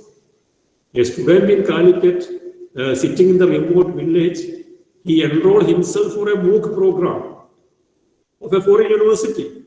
After completing the program, suppose the credit he can redeem here for getting a degree from here. That will be advantageous. So in that way, the national international mobility of students, that part we have to look into. Because in India, you can say, India, from all the 168 countries, we have students in India. 168 countries, we have students in India. Of course, there are only less than, you can say, around 50,000 students. These 50,000 students are from 168 countries studying in India. And I mentioned already that the major part is in Bangalore, in Karnataka. So it is a time of national and international mobility, an era of national and international mobility of students. So this aspect I have to consider. Then, Kerala State Higher Education Council had a report on NEP 2020. You may be aware of that. With Dr. Prabhat Patnaik as the chairman, they had constituted a 6-member committee for the implementation, regarding the implementation of the NEP in Kerala. Of course, that report is not at all positive. The report has drawn a negative, you can say, tone related to the implementation of NEP in Kerala. I would point out that this KSCT's report on NEP 2020 do not have a single line on academic bank of credit. Suppose academic bank of credit is implemented in Kerala. What is the feasibility of implementing this in Kerala? The report is totally silent about it. So what I suggest is that the Kerala State Higher Education Council to constitute a committee on the academic bank of credit and how it can be implemented or how it cannot be implemented in Kerala. That is a need of the hour. So I will request the Honorable Principal or the organizers of this program to write a letter to KSHE and the Higher Education Department as an outcome or as a recommendation of this webinar to constitute a committee to study the academic bank of credit, the prospects and problems for Kerala, how it will affect Kerala, how it can be implemented, what are the problems, what are the pros and cons, etc. Because the report on NEP by KSHEC do not have anything related to academic background. And that document is very important. And with that document, the universities can decide in Kerala whether they should go for it. With that document, the autonomous colleges of Kerala, they can think of whether they should go for it or not go for it. Because the process has already started. There is no rolling back of academic bank of credit. As I mentioned, a lot of premier institutions have already joined it. JNU has joined, Jamia Millia joined, Hyderabad University joined, IFLU joined, central universities, all central universities going to join. Private universities are joining. So there is no rolling back of that. The thing is that whether we can be an insider and what to do, how to take advantage of the situation for Kerala. So for which we require a study, a comprehensive study. So I would like to request the organizers to have this recommendation on the part of the webinar. And I also I would like to remind the KSHEC and the stakeholders the experience with autonomous colleges and open universities in Kerala. Kerala was dogmatically against the autonomous colleges for a long time. And gradually we had to switch to autonomous colleges. Now all the autonomous colleges in Kerala, they are functioning very well, excellent, in excellent manner. And the demand by the students for admission is very tremendous demand. Manifold number of applications are there. And there is an open university. We were not for open university because all the affiliating universities were saying that our distance education department or that section will badly affected by the open university. But at last we have to go for open university, Srinagar Open University. So Kerala's experience with respect to autonomous colleges and open university, that should give some lessons. We should learn lessons from that with respect to the implementation, whether you accept it or not. Regarding the decision on ABC, KSHEC, Government of Kerala, and the universities of Kerala, the academic bodies of universities of Kerala, they should learn from our experience of autonomous colleges and open university.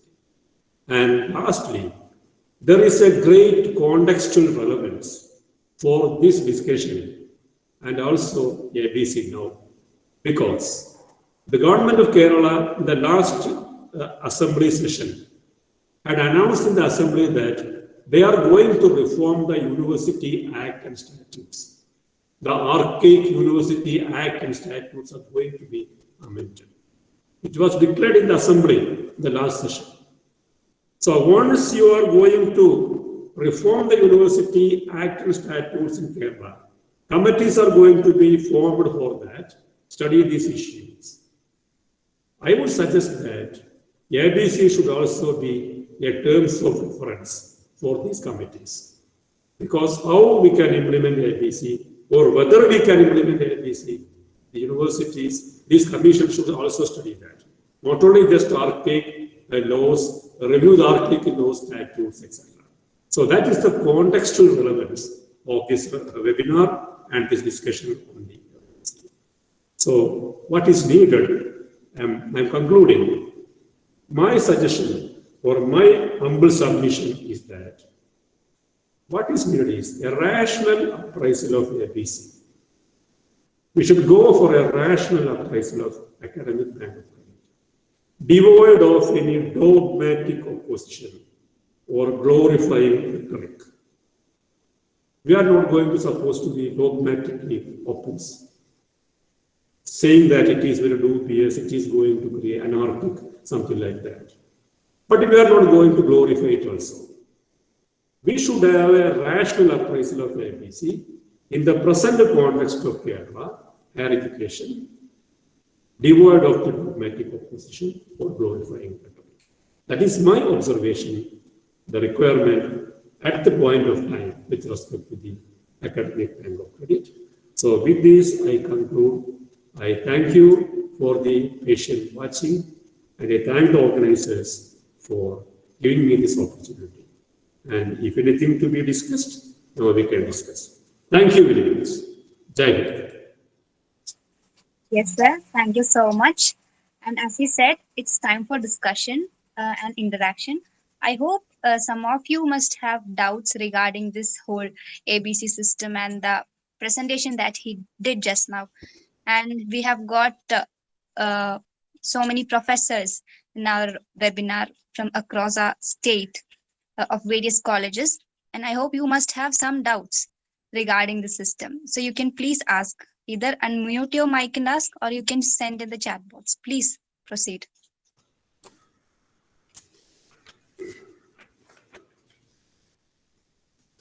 Okay. Gopika has raised a hand. Please, let me see Gopika.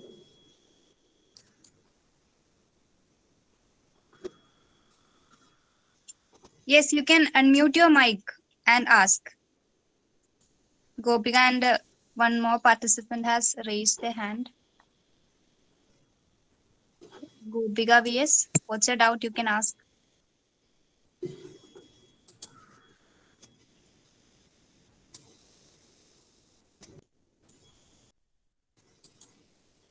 Nothing. Okay.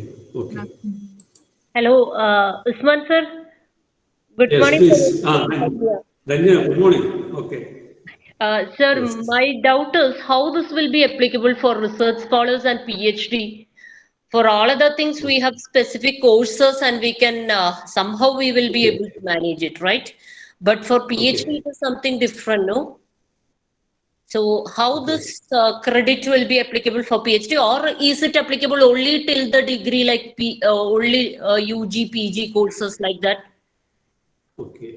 Then that is a very relevant question actually.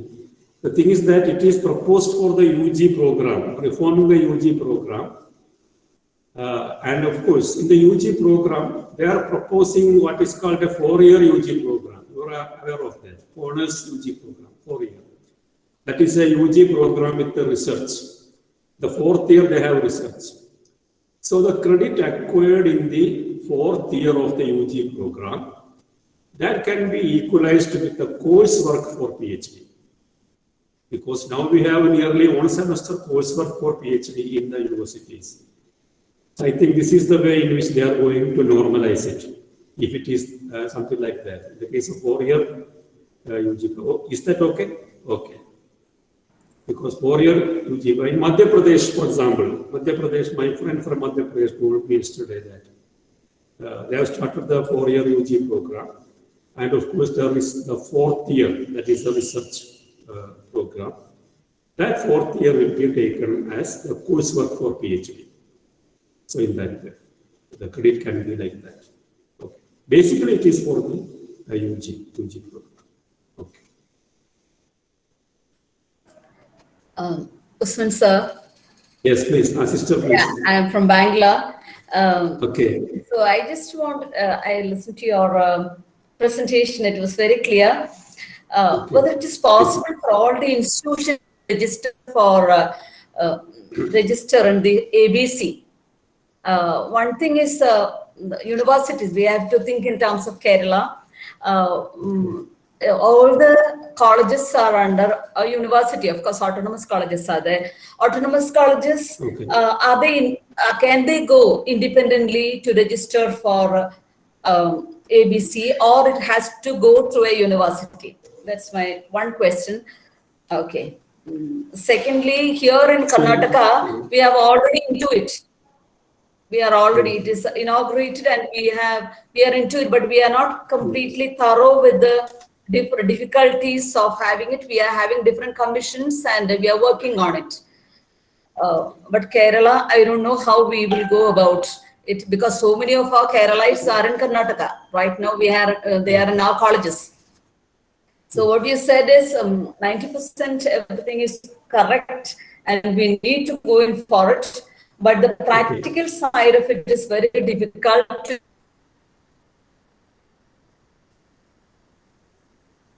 implement this in Kerala. That's all. Okay. Sister, I thank you for joining the program despite your busy schedule there. And of course, by reading the regulation, we get an impression that autonomous colleges can directly enroll in ABC without the university's consent or NOC. Now, I have this feeling because now autonomous colleges can directly apply for the courses, even without the university recommending. The government can sanction courses to the autonomous colleges. In Kerala, it has happened. It is happening now.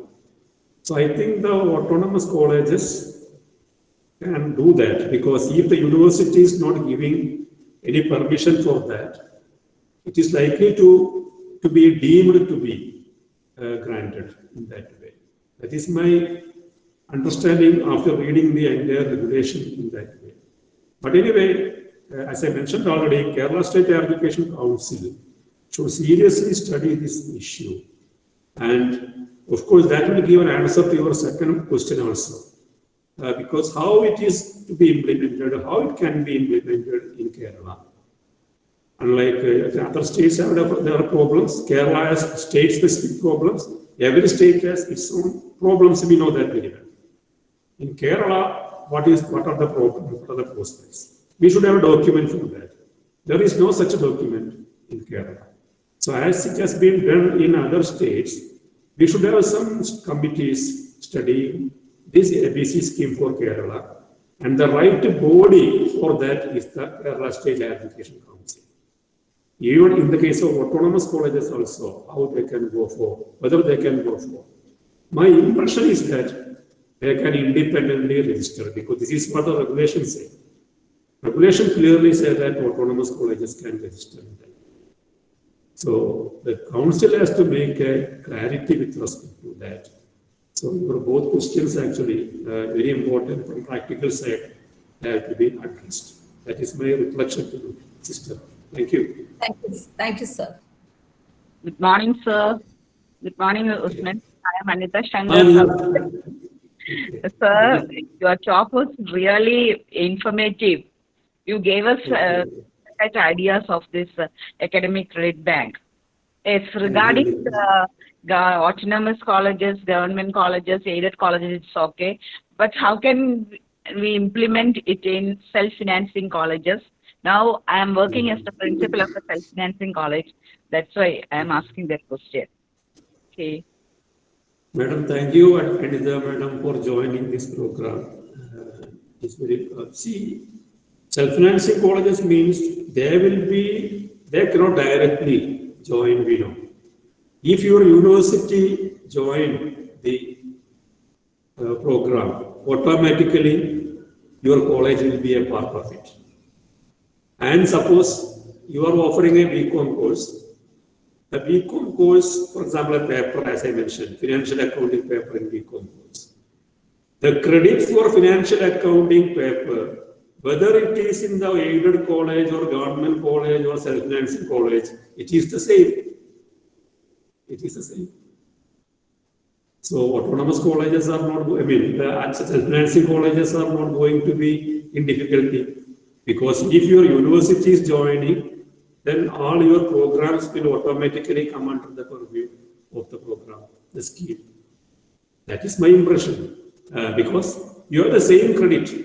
You have the same credit. Whether now you have the same credit for whether it is aided college or government college or autonomous college or self-financing college, you have the same credit for the papers. So if your only thing is that university has to join, automatically, if the university is joining the program, whether the student is from a self-financing college or autonomous college, or let us say A grade college or B grade college, that doesn't matter. That is going to happen. That doesn't matter. Okay, sir, thank you. See, that is my response to Rajan Gurukul also. See, it is through university only this is being done, except in the case of self-financing colleges. So the student can transfer the credit because the university is doing that, not the college. So I think there won't be a problem with that. That is my reading of the material, I feel. Okay, Any sir. principles? Thank you. Bichikoya sir, you are here? Bichikoya sir? Bichikoya sir, former principal of our college autonomous, he is here. Sir, you are here? I think he has been here. He has been here. Okay, I think he has left. So can you see the chat box? There are some questions. I can see. Okay.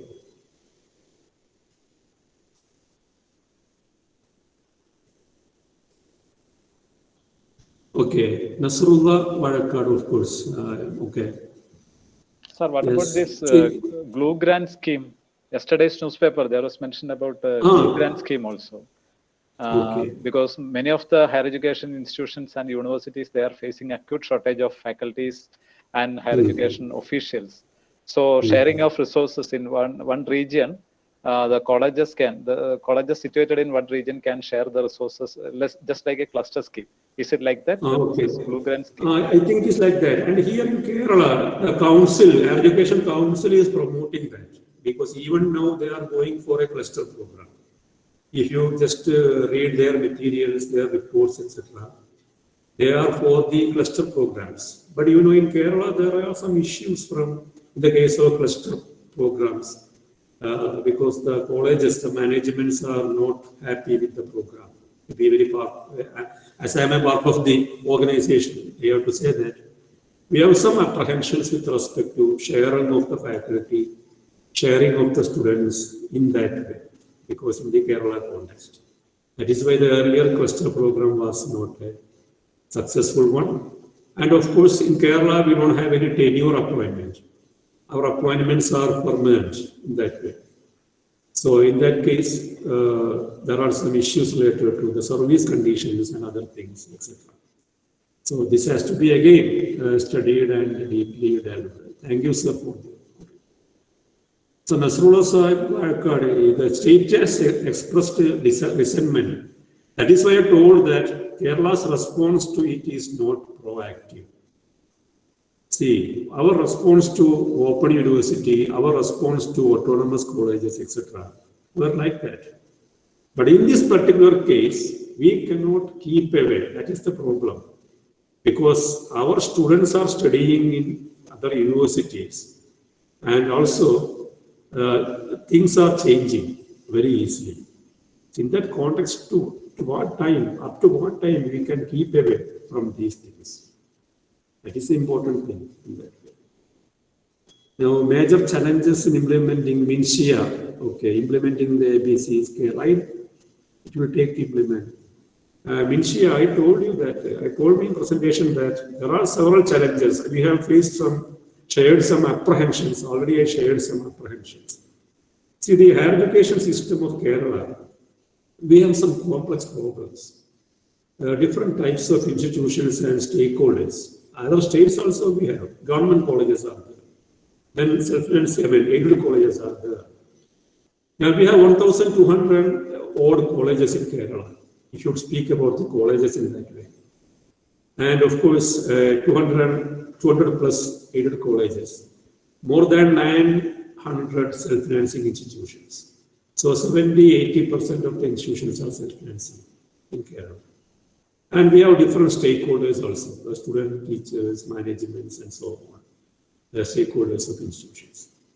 And a large segment of the education of Kerala, for example, the self-financing segment, is not properly recognized by the regulations. That is the biggest problem. Not properly recognized or not properly addressed by the regulations. The government had issued an ordinance for regulating the self-financing segment. Of course, some clauses of the regulation has been stayed by the Honorable High Court on the part of due to a petition by the managements of that. So there is a problem with respect to the regulation of the higher education institution. That is why I told you that the Higher Education Council has to intervene and make a rational appraisal of the scheme so that we have more light and more fruits in that way than heat in our discussions. That is only a response to what you have written in the chat box, not an answer to that. Okay, I think. Okay, is there any other questions or queries that you want to ask?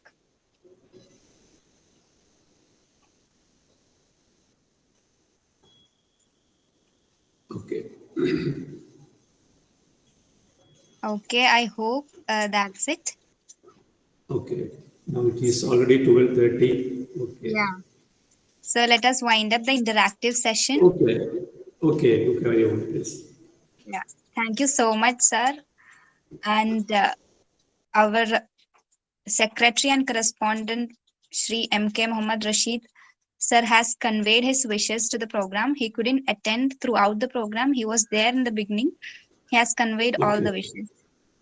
Thank you. Thank you. Okay. Thank you, sir. Okay.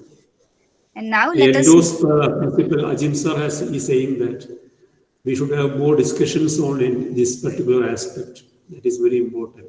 I endorse your views, sir. Okay. Yeah, I hope all the doubts are cleared, by the way. And now let us move on to the vote of thanks. And for that, let me invite the Vice Principal of the college, Dr. A.A. Zubair. Over to you, sir. Thank you, Aisha. Respected dignitaries, we had 2 great sessions today on this academic bank of credits. I hope all the participants might have benefited from it, and the responses from each participant shows that.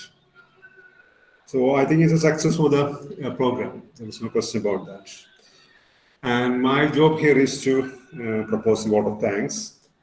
First of all, I thank Professor Rajan Gurukul, who is the actually the Secretary, Higher Education. Vice Chairman, Kerala Higher Education, for his for inaugurating this program and also giving his insight on the program of this academic credits, regarding the academic credits. So once again, I thank him from the bottom of my heart, on behalf of myself and also on behalf of the MES Ponnani College. Okay, thank you, Sudha. Thank you very much for that.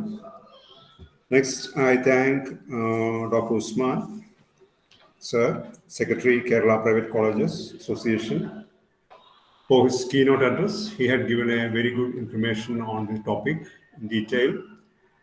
And the responses from each and every participant shows that they have really understood this problem and its opportunities.